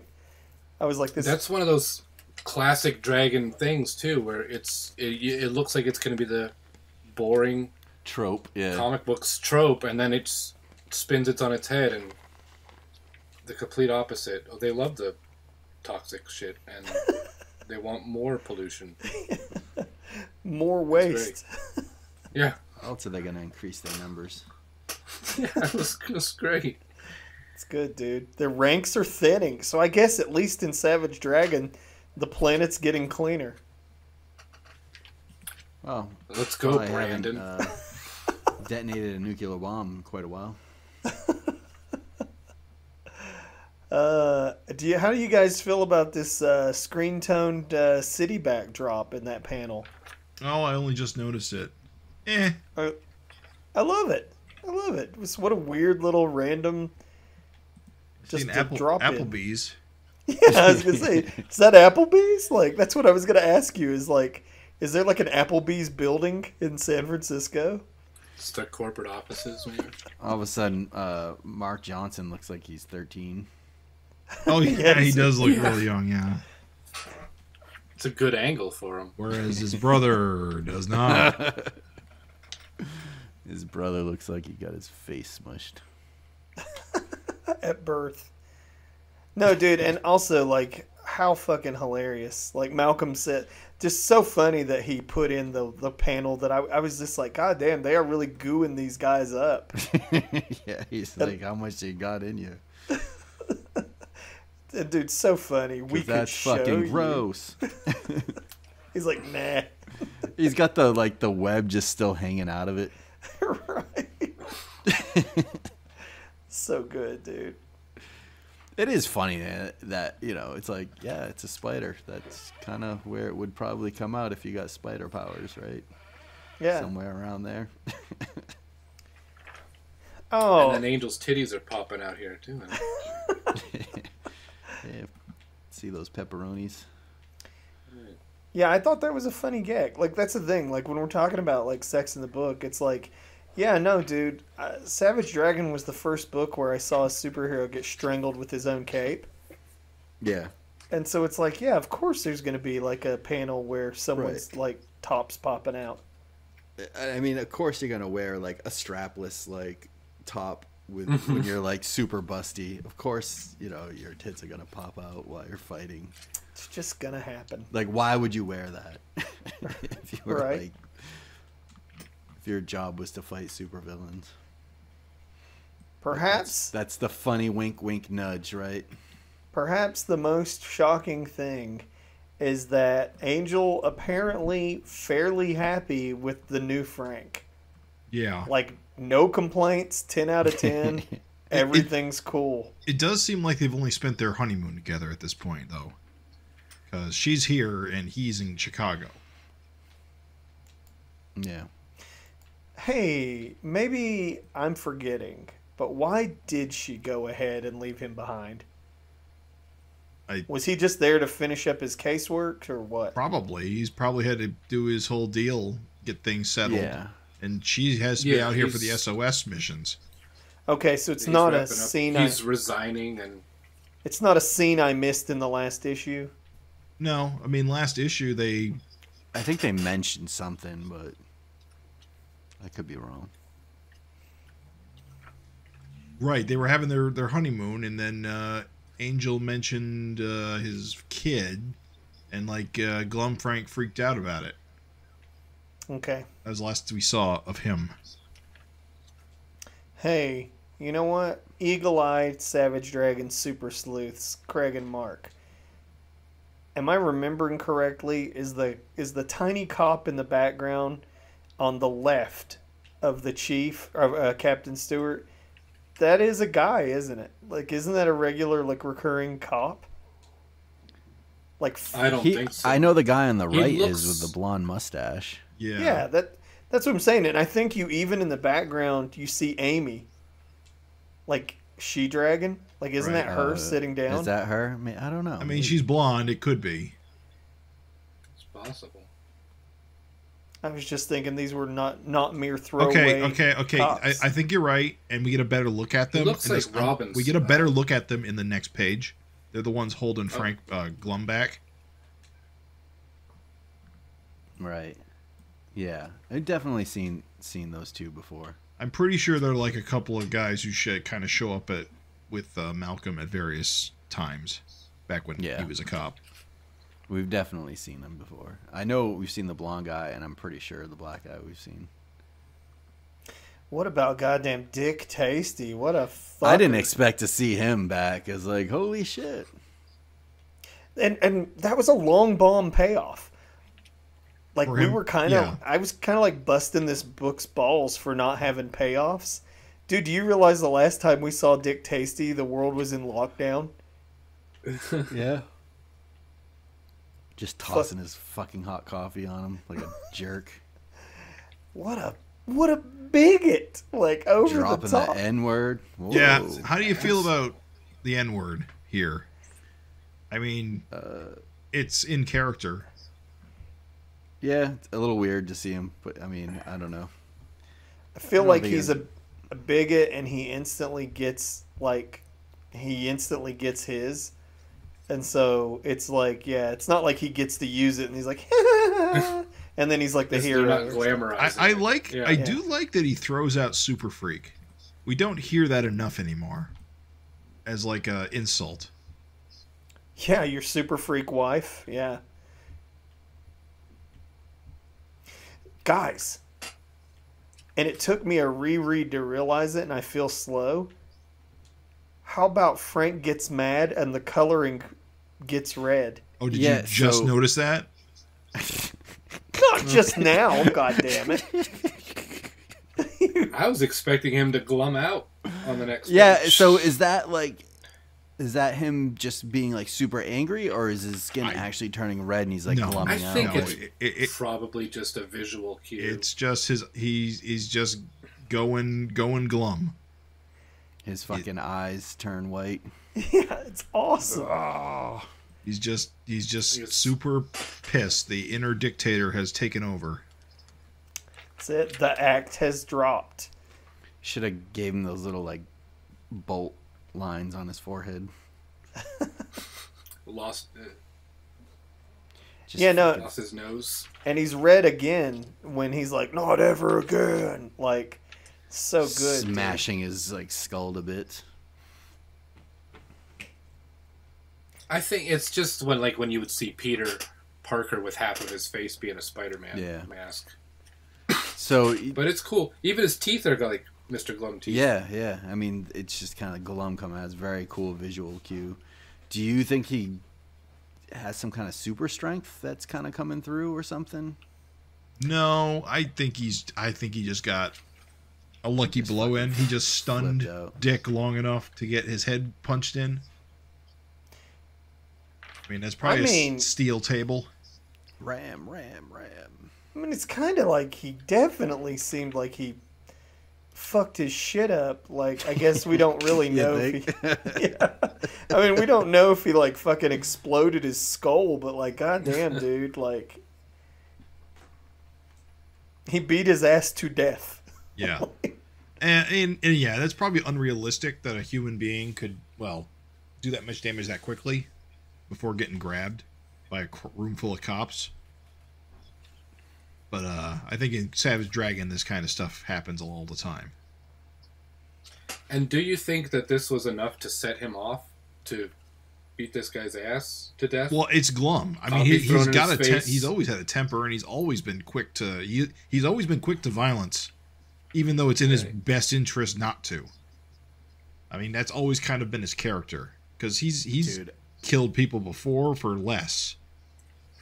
I really do love like how he gave him like glum teeth and like just white eyes. Like he really it's glum. Like you can see his face. It's glum. It's awesome. Mm-hmm. It's really awesome. It's definitely a great visual, especially for the situation.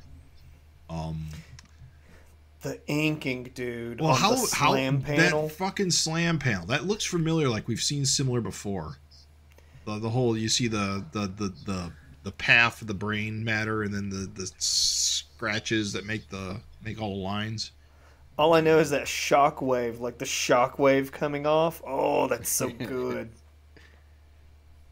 Do you think this is a callback to something? It feels like I feel like we've seen that visualization before of the shockwaves and the brain matter, the red. I think it's just something similar. I don't think that it's like a callback quite as much as you might think. If any listener spots what it could be, send in your cards and letters. And Craig will read them on the air. And he'll apologize to Jim. I do like how like the back of his shirt is still like smoke, like the hot coffee is still right. Yeah. Kind of steaming, yeah. He's steaming mad. But also it's the coffee. No, dude, it's awesome. Go ahead, Jim. I was going to continue and say, I guess Frank got the viewing portal fixed. Yeah, I think that this, honestly, this scenario that is set up here by this is just fantastic, because you have essentially like Glum has fucked up in the worst way that he could. Right. Because with Frank going to jail, he is a cop killer that is also just a fucking cop. So he's in prison. He has a goddamn target on his back from everyone. Every fucking buddy's gonna hate him. The prisoners, the cops. Like, fucking, he fucked up. Like, Glum fucked up in the worst possible way that he could. And then Frank just had to sit and watch it all happen. Yeah. But this cop that's like got the very cartoony face. It cracks me up. You killed him. Captain Tootsie's cousin. So strange. If you showed me Lieutenant that panel Tootsie. in like 1993, I'd be like, what the fuck? Right? Who's this red guy? Why does he look like that? It's good though. Lots of good stuff. Just the inking's a visual feast. Like even the little shit like scratchies on Glum's feet where it doesn't have to be. You know, the screen tone around the viewing orb. Yeah. Like, I love the Glum faces like in that second panel on that page where his face, like the teeth separate like his lower jaw and his upper jaw. You know, it's like it's like an apple. Like a the wraparound teeth. Yeah. Like the Canadians from South Park. Yeah. Oh Lord. Speaking of cartoon faces, This one threw me off. It was weird. it's weird to see. It's weird to have her open mouth, small eye, shock face, like in so close proximity to her normal face. Yeah. Also, her head is kind of big, so it makes her body look kind of small. Yeah. Yeah. It's very strange. But it really accentuates the cartoon character aspect of it, I think. I love it. I don't have a problem with it. I think I'm not joking, dude. I think it's great. You want to have adult Angel do like child Angel cartoon face? I'm here for it. It's weird though, because usually when they do that, it's like someone's reverting to like a childlike stage or something, and I don't know. I don't feel like it fit quite here, but I don't know. I don't love it. Am I the only one that liked it? I don't know. I'm not. What? Maybe. Not a What- fan in this situation. It is weird that it's on the same page with all these normal-looking faces. Well, except for the one. Oh, you mean Angel? Yeah, on the same. Yeah. Yeah. I think I know. It's just I like And her establishing shot of all. I like the situation panels, though. I think Glum flying off the handle, causing this serious problem, is actually a totally Glum move. This is the kind of thing about Glum not being able to actually handle being Frank that I was talking about in earlier episodes. Right. He's just incapable. And then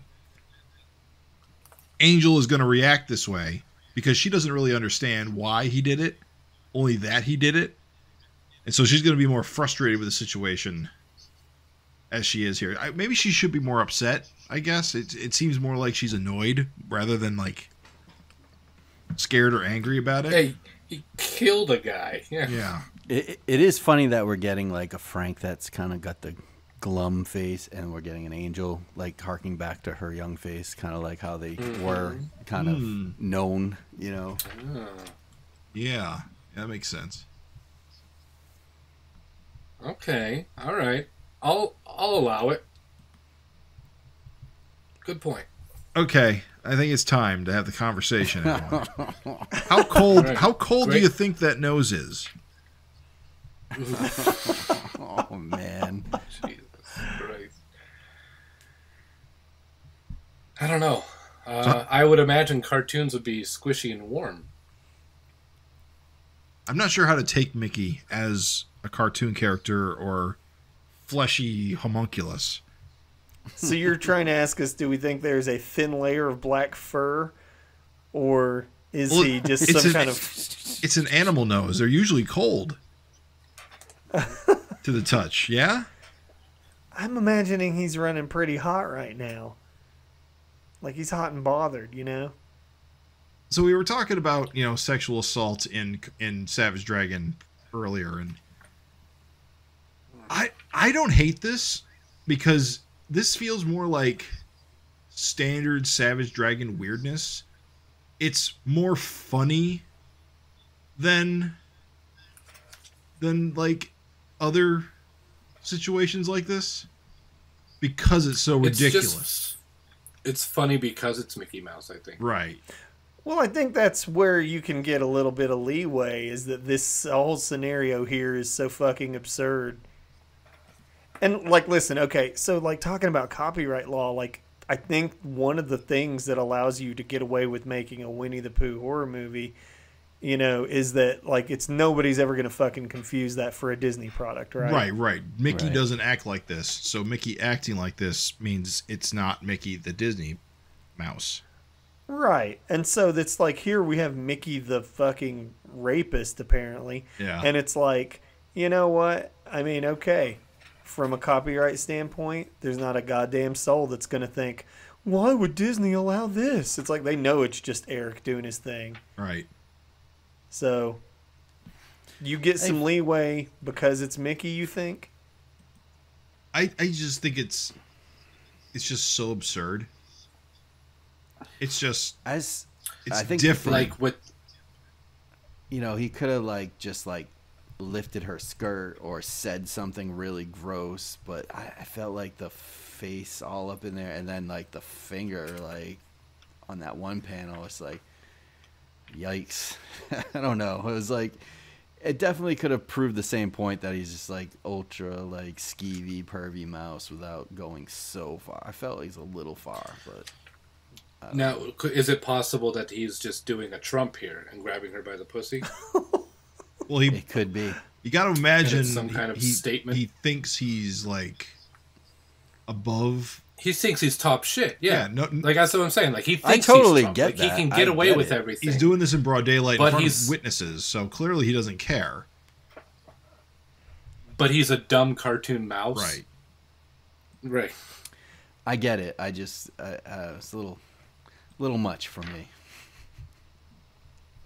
I will say that it is less egregious to me than, say, Glum's whole body swap thing, where it was kind of that left me kind of ugh, Yeah. This is definitely kind of more in a creepy territory. This to me was kind of more slapstick and ridiculous.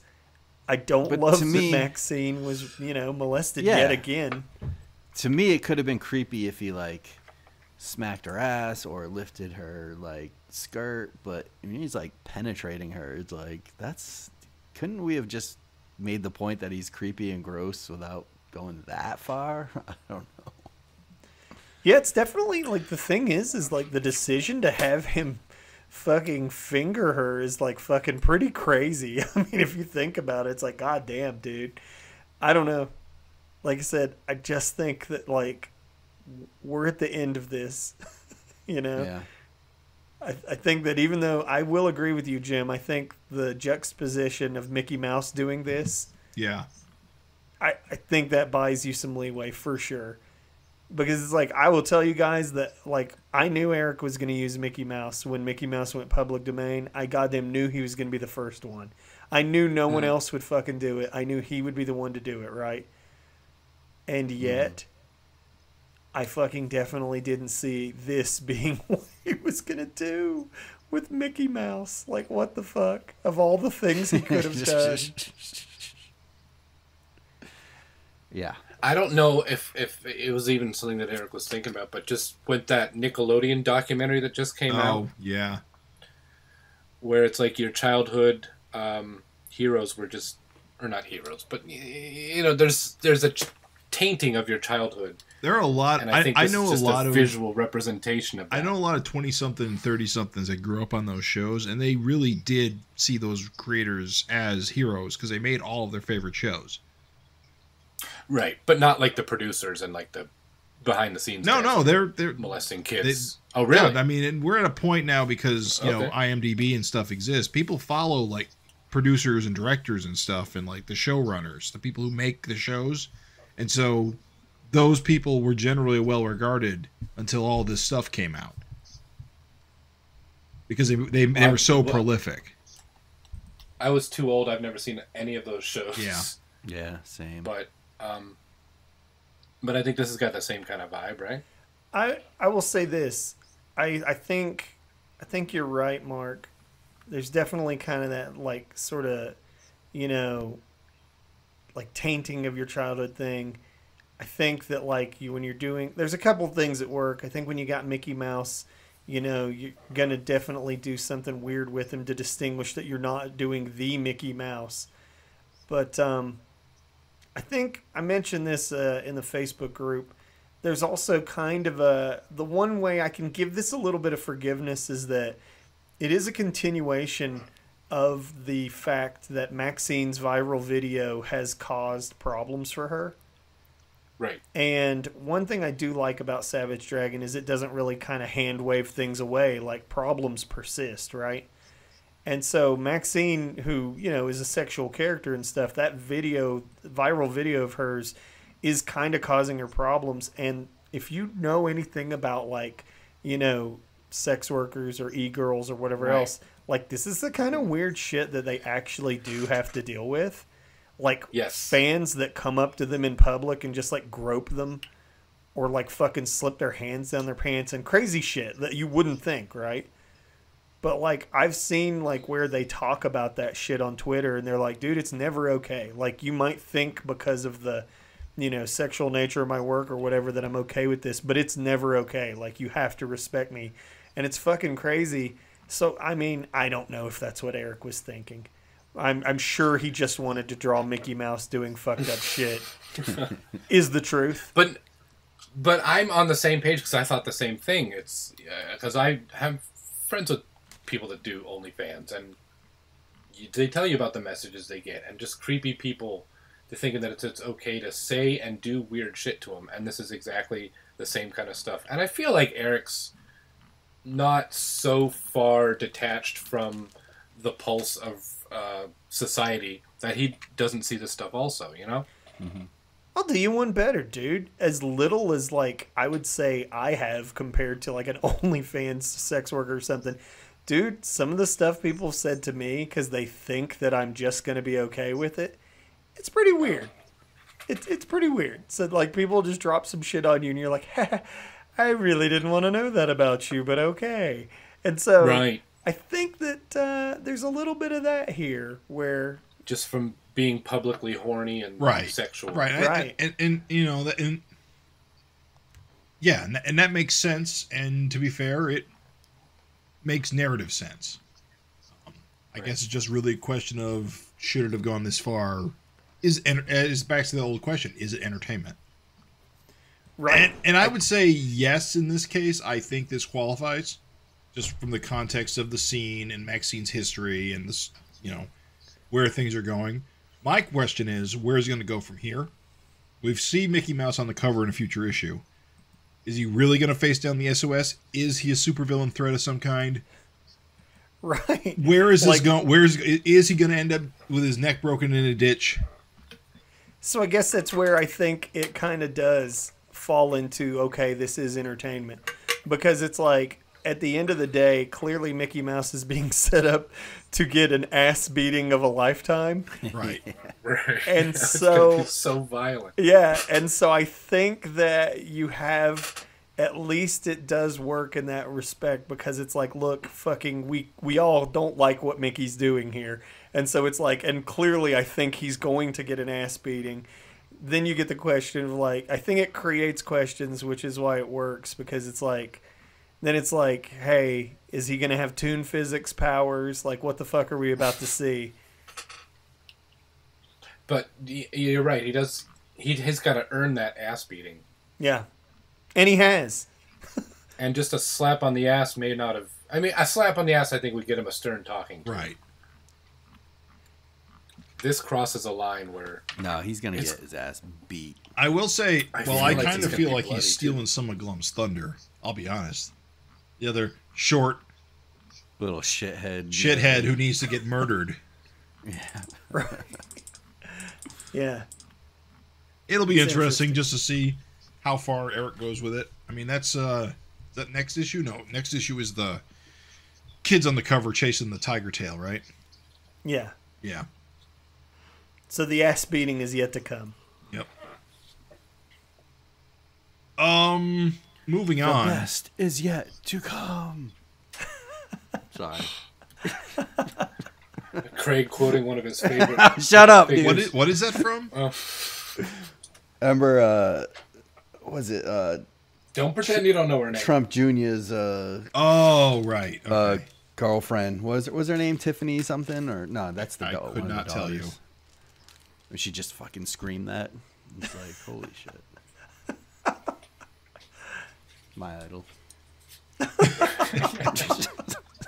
Well, just look on your top 5 friends lists of people that you follow online, and the name will come up. Oh boy. Is Latoya the new Greta Gearbox? I think she's just like the SOS liaison or tech officer. Is this the first time we've seen her? Yeah, she's new. And that's right. Wait a minute. Maxine, aren't they living on the compound? That's right. They never found Yes. a house, right? Everyone lives here. They're all living the frickin' dorm life, I guess. Yeah. Yep. Well, that was part of the package. Youngblood told him. He's like, yeah, you got housing. It must reek of fluids.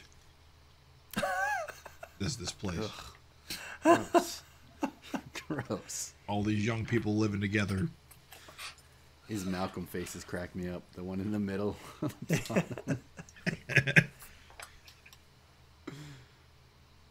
Listen, I'm begging Gavin Higginbotham, take a list of the pet names. I think we've heard Toolbox before. What you're saying is it's run its course? No. I watched Erik publicly wish that Gavin had kept a list of all the pet names Oh, so that they could be unique every single time. right. I think that's a good idea. I mean, how hard is it when you're lettering it to just open up a Google a text document and throw it in there? Then you have a list. Yeah, exactly. Well, while we're at it, I feel like we can blame Gavin also for not keeping a list of all the FINteresting conversations that we've done on the show, too, so we don't repeat. Agreed. As someone who So this all comes down on Gavin. who wound up repeating one of his funny intros and didn't know it, I can say, fuck you guys. It's harder than it looks. You try doing it. I know, and it's Gavin's fault, is what I'm saying. I'm on your side, Jim. We're mad at Gavin. Yeah. Team Jim. Yeah, all the way. Hashtag Team Jim. I love seeing these big fucking sea monsters, man. It Wait. lets you know you're in America. The Grokks. Is there one Grokk, or is it the name of like the species? Species, right? I think it's the species at this. When the first one showed up, it was all just assumed that its name was Grokk, but then there was a bunch of them in. Oh, I can't remember. Were they in Atlantis? Savage World? Savage World in Atlantis, Yeah, with Mako Yep. There was a whole bunch of them, and I think at some point Erik clarified that was the name of the species. species. And they get around like through like Hollow Earth like Tunnels. tunnels and shit. Through Tunnels the and earth, stuff. yeah. And this one's got like baby proportions. He does have the big I head and the little body. Those little legs. I'm sure all those people he grabbed to eat. Which actually, now that I look closer, they aren't No, people. They're freaks. He's freeing the fish. He's freeing the fish people, yeah. I thought he was coming to eat. Okay, No, that makes he's more freeing sense. the fish people, yeah. Because he has them. He's breaking them He has them out. close to his mouth, so I thought he was coming to eat them. No. They're getting spring from the clink, man. Dang. They're a lot more organized than you think. Yeah, dude. You think they were just a bunch of idiots that wanted pollution? Do you think that could have been solved with a dialogue balloon from them saying like we're free or whatever? Yeah, actually, that probably would have made it a lot easier for me to understand. Because I thought it was just a monster showing up to come eat people. Do you think you're slow for Well, I needing thought that? this. Yeah. Well, I thought the same thing the first time I read it. I said, well, he's grabbing these guys. I'm like, oh, they're all weird monster people. Oh, they're fish. But it at first it wasn't clear for me. So I'm on Jim's side again. Team Jim. Craig, did you instantly understand? As did I. Yeah, I mean, I saw the fish guys. It's not my fault, Mark. Can't really tell what the panel is. I don't know. Look, I read these very fast. My first time. And then I go on a second reading and I look at every line and then I try to figure out what's going on. But my initial read is always super quick. Yeah. And it took me a second to figure out what was going on. Why don't you slow down and enjoy the comic that you're going to review on a podcast? Well, that's what the second... Slow down, like ELO sings about. Sing it for us. I refuse. Slow down, like ELO says to do. Shooby-dooby-doo. Who are these guys shooting at a goddamn Grokk? Did they think those bullets were going to do? Cops. What are they supposed to They're do? morons. I guess. Doesn't even feel it. It's like, yeah, no shit. You're shooting a pea. You flick a booger at an automobile as it comes careening towards you. That ain't going to work. You do wonder sometimes if all these super monster crap is as common as it is, why there aren't like better tactics or response units. There is. That's why they've got the That's SOS. the SOS, yeah. Speaking of giving some of these characters some personality, I guess this Janny is excited. She's all wahoo, here we go again. So she is rushing to danger. I suspect this is the Dimension X Janny. Now, how could you tell? Because she's excited about danger. And she experienced a lot of it in Dimension X. There you go. Didn't they both? No, the other one. Oh, wait, no, they didn't. That's right. There was only one in Dimension X. That's right. Both Johnson Fake twins fan. were there. Fake fan stance revealed. Yeah, Janny's situation is weird because they're not twins and they're not clones. They are alternate reality versions of each other. Right. If only one of them had a mustache or a scar, we could tell them apart. I am surprised he hasn't done that. Like one gets scarred up. Well, I mean, the opportunity has arisen because we'll get there. I like Angel's Power Girl outfit. I'm a big fan of that. Love it. Boob window.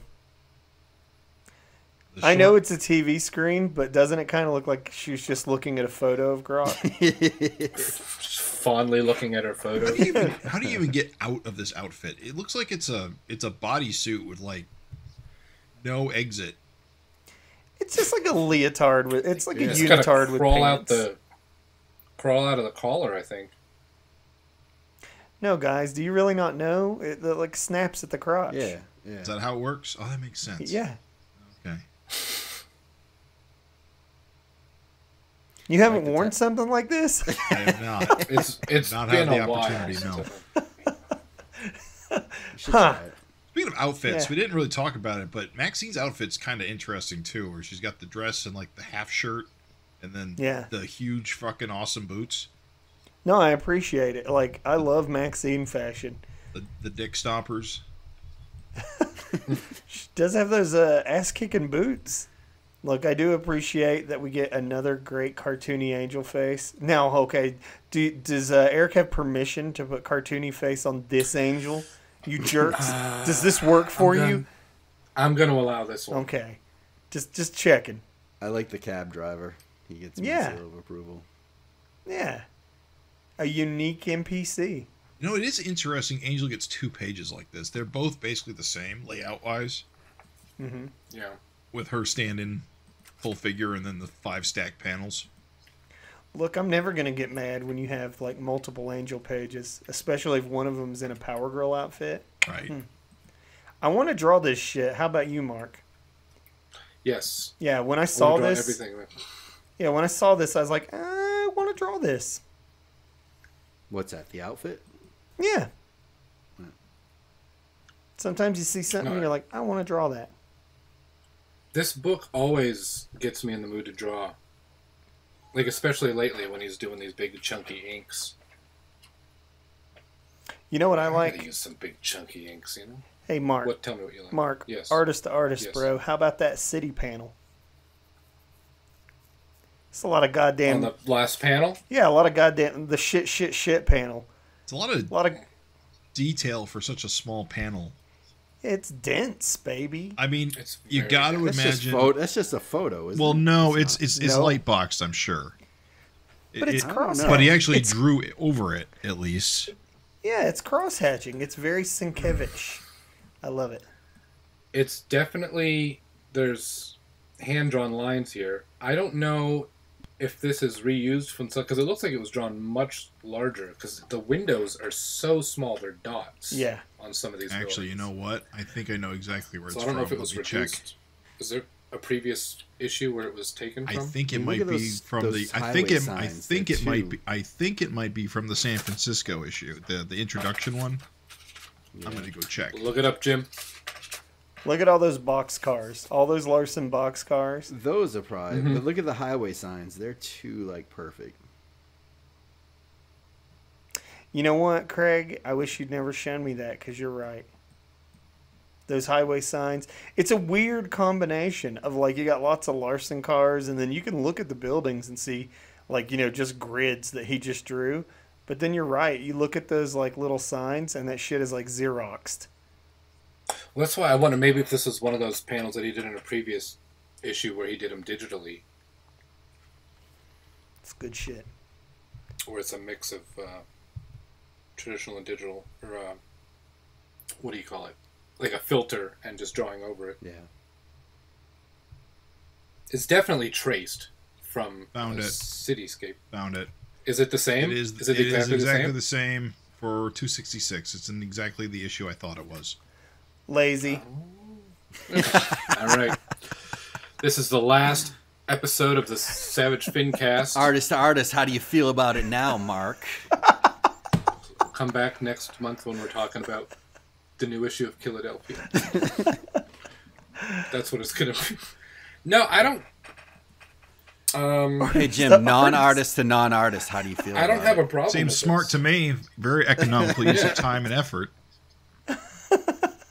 Especially when you compare it to the panel, 2 panels above it.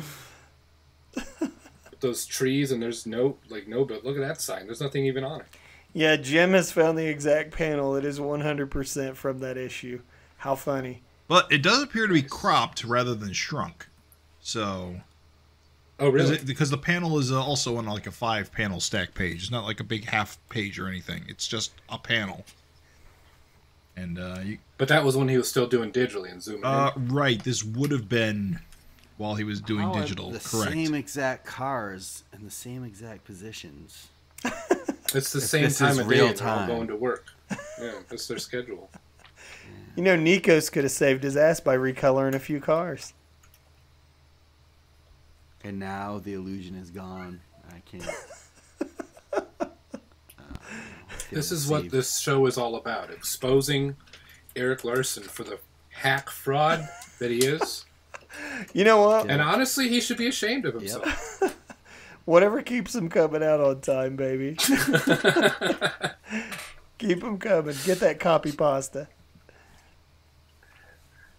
No, there's no problem with that. That's great. Copy and paste as much as you want. Well, that's something he would have done before, but he would have actually done like a photocopy. You know what? Jim, as What's a up? person who loved the disgusting Mickey Mouse scene, Right. how do you feel about the line, he was relentless, kissing and groping and shoving his weird cartoon fingers into me? How do you feel about your sick endorsement of that scene now? Pretty good, honestly. All things considered. Despicable. I mean, it's an accurate I'm description no of what longer happened, on yeah. Team Jim. He said, pretty good. He's jealous. Jealous. I don't know. I'm not sure I'm that jealous. So, I wish Mickey was slipping his fingers into my weird body. Wait, weird? Yeah, How weird is it? pretty weird. To be fair, most human bodies are weird. They're a weird thing, the human body. They're all weird and gross. They are. That's fair.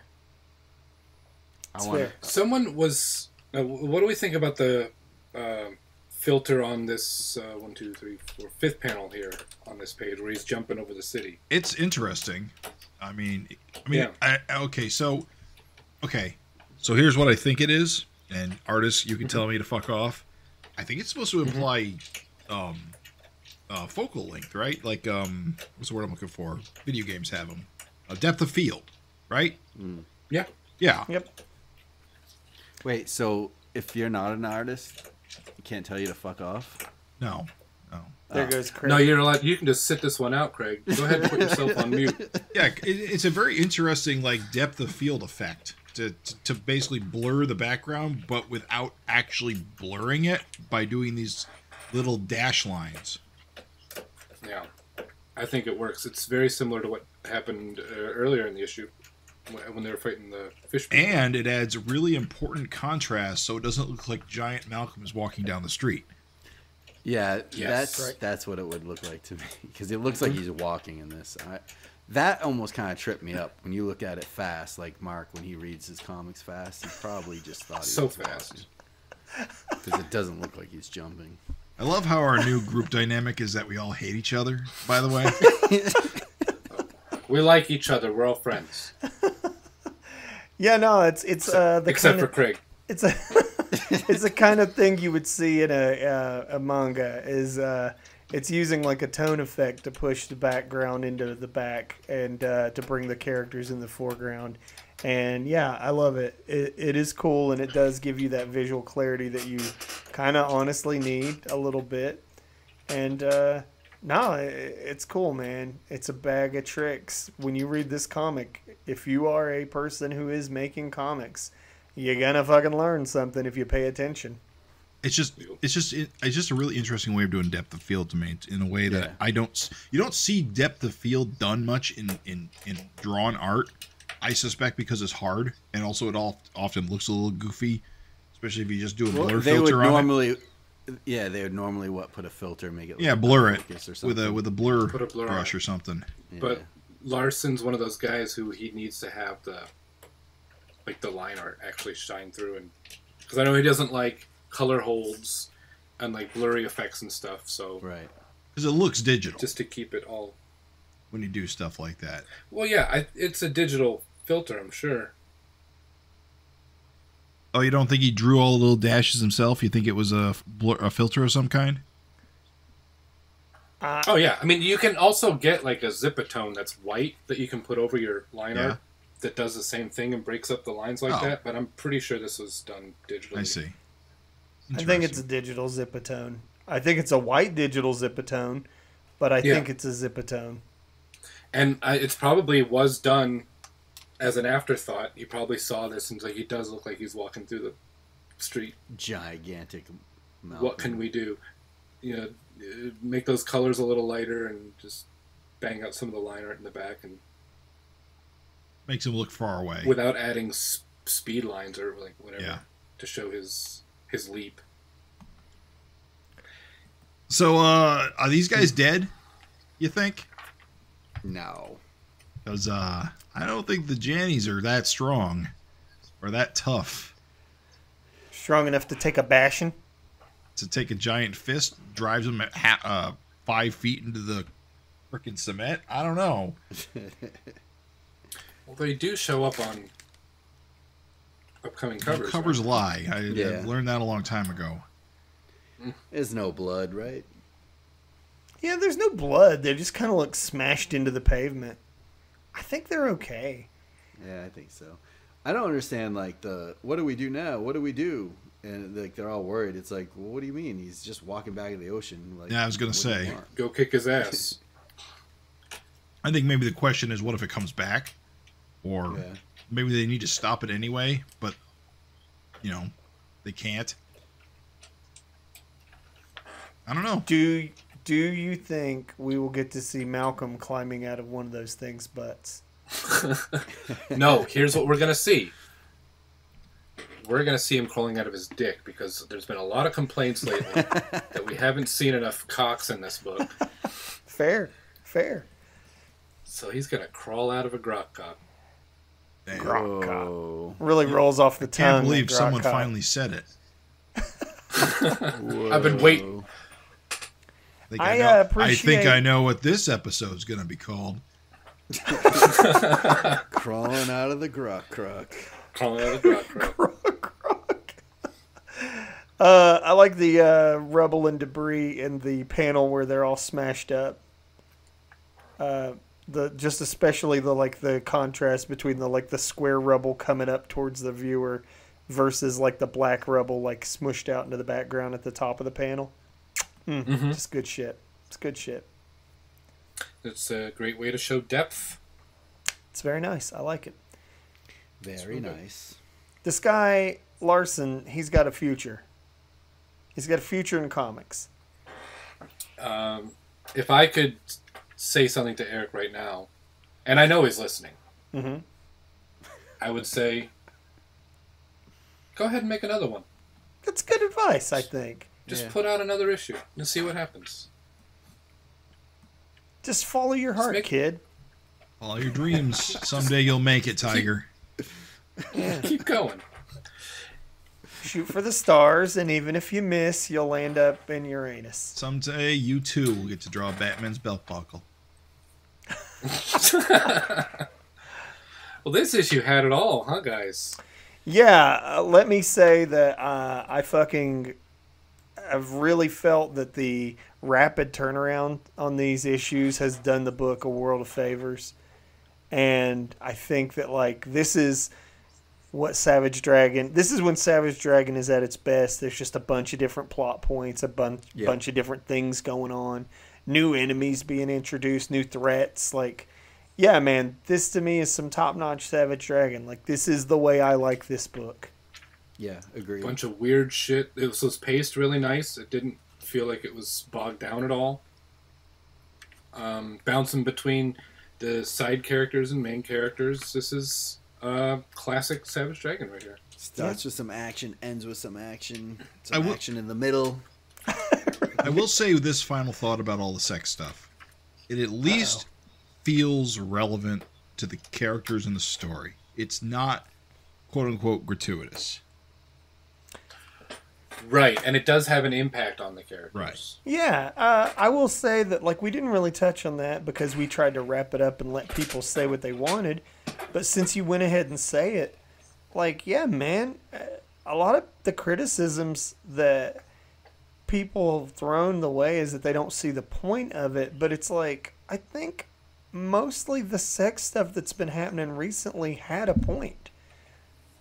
It is relevant to the characters. It does have a purpose. It is leading into things. And I don't know. And even when they were having orgies, there were ramifications. And it all led to something. Literally, characters were created. 3 somethings. Exactly. Yeah.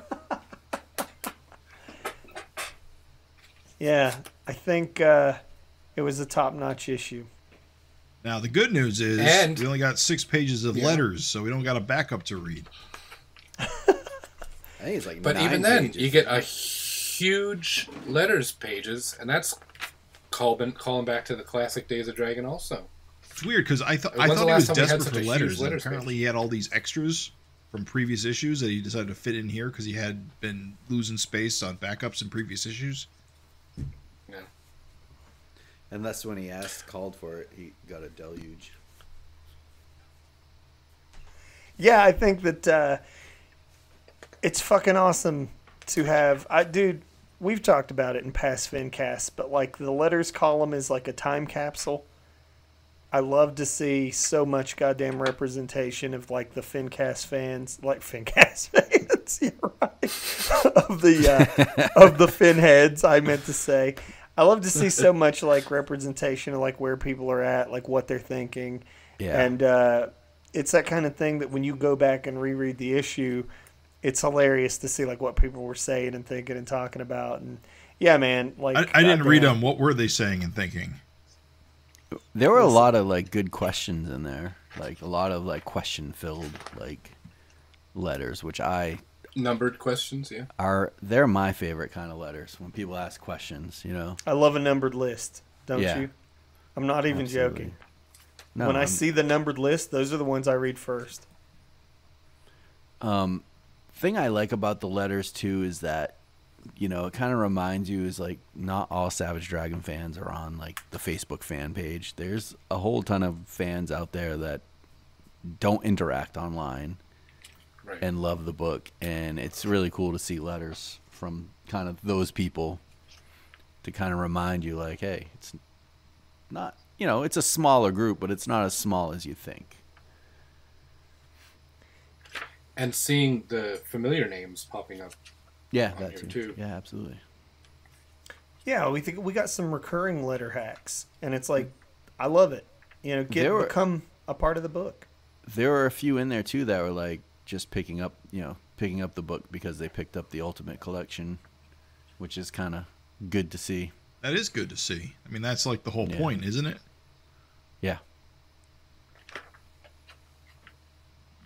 It seems to be a very Ken Albury heavy issue. It's got 2 letters in here. Yeah, yeah, and a pinup. And the pinup, yeah. Are they both about insect? I don't remember. think he gave up Probably on insect insect. was mentioned in both. That ship has sailed. So, Savage Dragon, 269. Nice or not nice? Ooh. You know what? Thank you for saying what we were all thinking. There was no 69 in 269. He's got another 100 issues before he's getting a shot at that, and I don't think he's going to make it. Like, there should have been 2 69s in here. You had the twins. Yeah, exactly. Instead, we had 0. Do you think the thought Should have crossed been a his variant mind cover. of the twins 69ing each other side by side? Yes. And then Malcolm flings the door open and goes, "Oh my God, 269." Now, Erik is listening, and I know he is listening. I know he listens. Right. And I pray that he is. Yeah. He's kicking himself right now. Yeah. You just know how much Erik For loves when people tell him what to put in his comic. Somewhere in San Yes. Francisco, he's just like with one hand snapping a pencil in rage. God damn it! And then the dinner bell rings. It's 269 and a half he's going to have to put out now. Listen, if anybody out there wants to draw that, who's not me or Mark, I invite a new Savage Dragon side challenge. Savage FINteresting art topic. Yeah. 269. And send it in, and we will describe it Photographs are also okay. to the listener. Dear listener, if you would like to draw 269s, go for it. And you can use any characters you want. I mean, I know there's been some names suggested here. But if you want to do maybe some characters we haven't seen in a long time. Perhaps some of the vicious fishes. Yeah. The Doctor Dang. on all this vacation from Freak Force. all this sex stuff is getting into our podcast now. It appears to be contagious. Should the Savage FINcast do away with its explicit sex? Should we be a chaste podcast? Are we pious? Should we stop recording the shows Yes. nude? Because Listen, I've been nude this whole time. I don't know what the eclipse did to you up there in Erie, right within its direct path. We were in the path of totality, my friend. Yeah, but put your clothes back on when you record this show. I'm in a full You can't tuxedo. see. I'm in a full tuxedo. I'm sitting, sipping wine and eating caviar. This is a serious event for me. Okay. I appreciate the note, but I think instead what I'm going to do is just turn my camera off.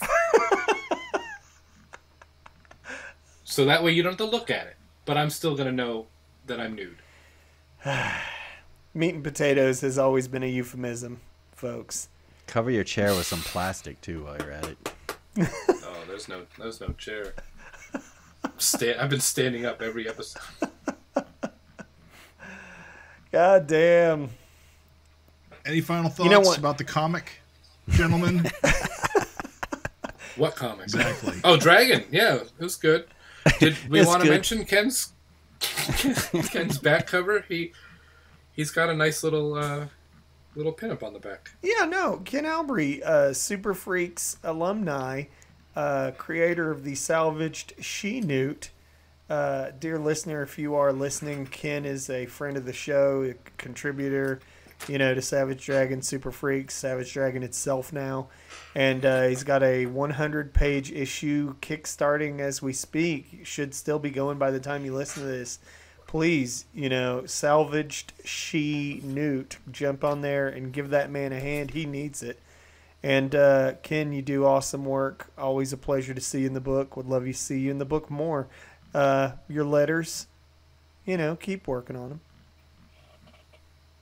But I think also Ken's stuff is looking better and better every time I see it. Yeah. Yeah, He's showing some absolutely. rapid improvement. And it's nice to see him get this back cover. I'm very, very happy for him. Fuck yeah, dude. Absolutely. The issue was good. It was honestly like, I can't say it was like, oh God, mind blowing or anything like that. But it's like, dude, Savage Dragon always delivers. Like, this was an easy 8 for me. You know what I mean? 8 out of 10.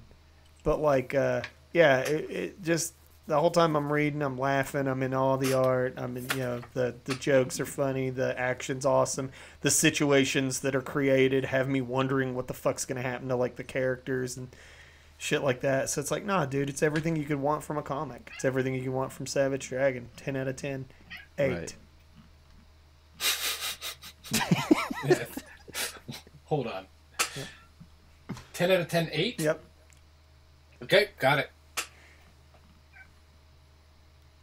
It's definitely checked all the boxes. Like you said, I'm not sure where it's going to go next. And that's the best part of Savage Dragon is when you finish an issue and you're like, well, now what's going to happen? Yeah. Yeah, fucking A. And apparently they're going to be chasing a tiger. Hey, By the tail. you know who the fuck we missed. We missed Walter. That's right. I guess he didn't appear in this issue. He was on a train getting attacked by hobos last time we saw him. I mean, he's still on his cross-country, homeward-bound adventure. He's probably meeting another talking dog and getting into hijinks on bridges. The usual stuff. Trying to steal KFC. He's already done that. Well, trains are slow. That train from Right? How? that train from Canada to San Francisco. Now that's just a fantasy.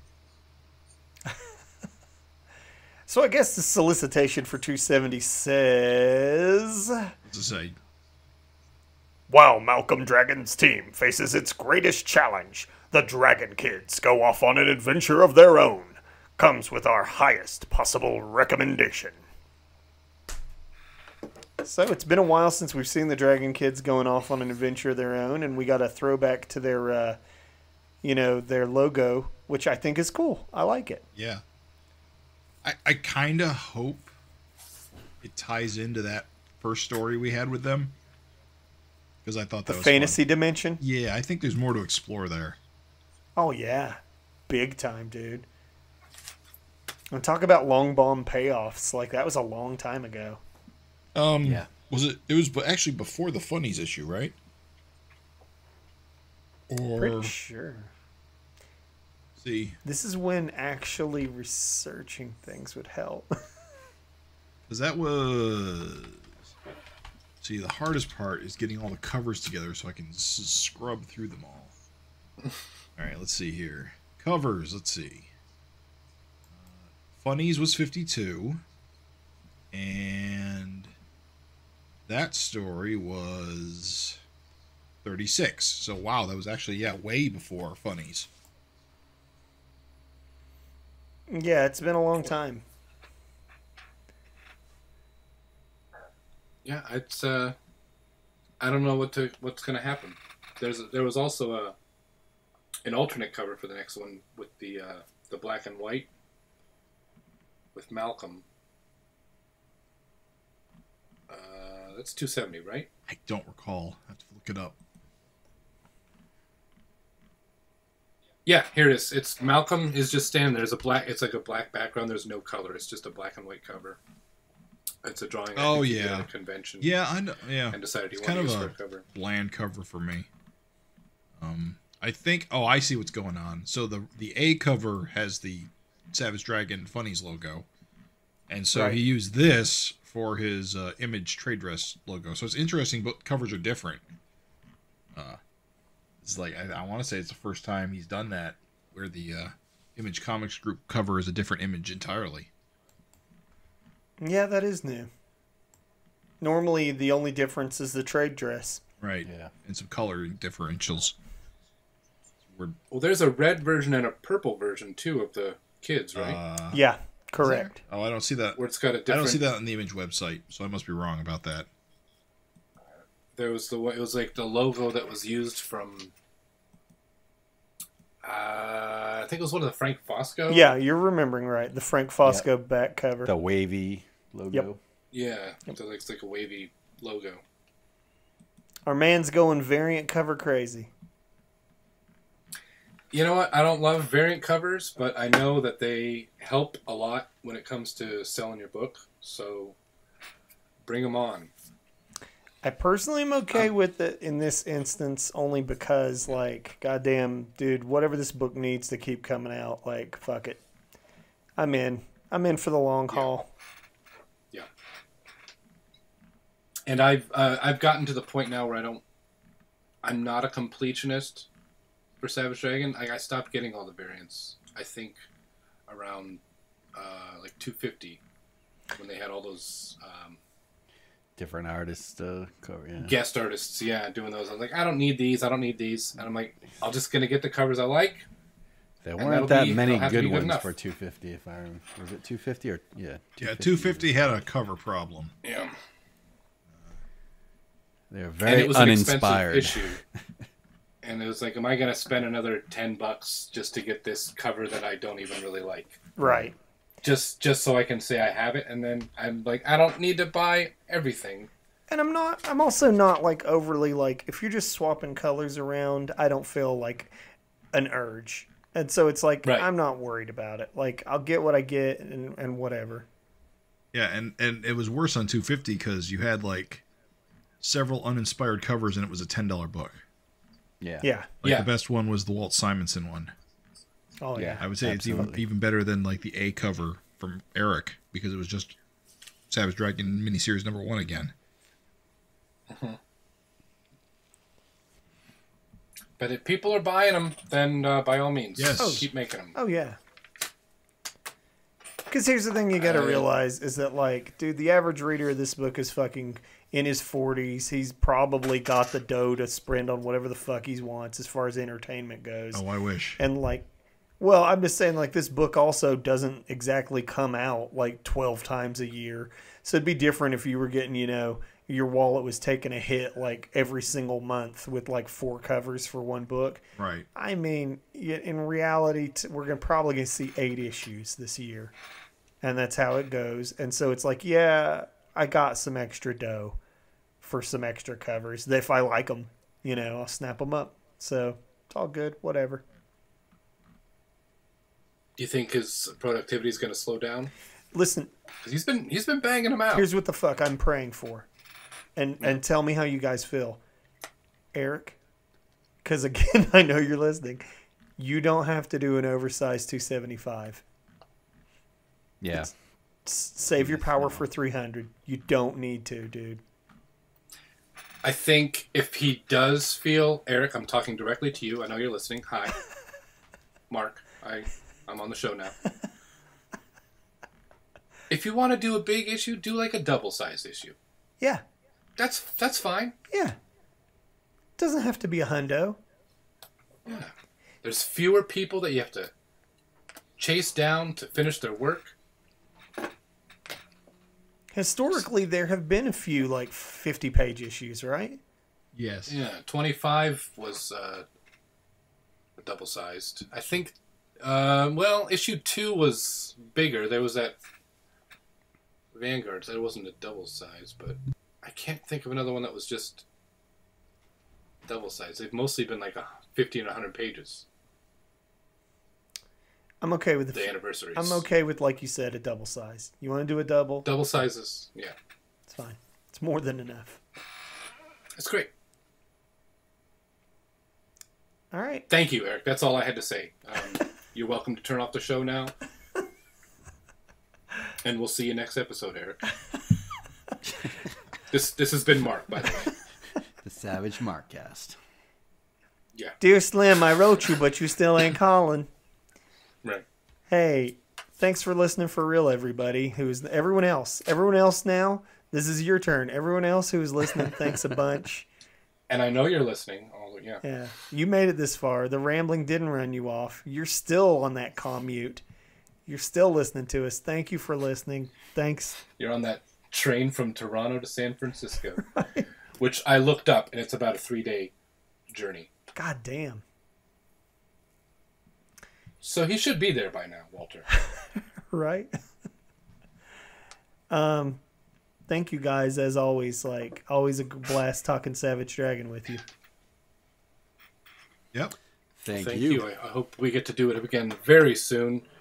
12 episodes this year, plus retros. This is going to be the year of the dragon. Don't make promises you can't keep. We do need to get back to those retros, though. We've left those Deadly Duo issues languishing far too long. We know the people demand and clamor.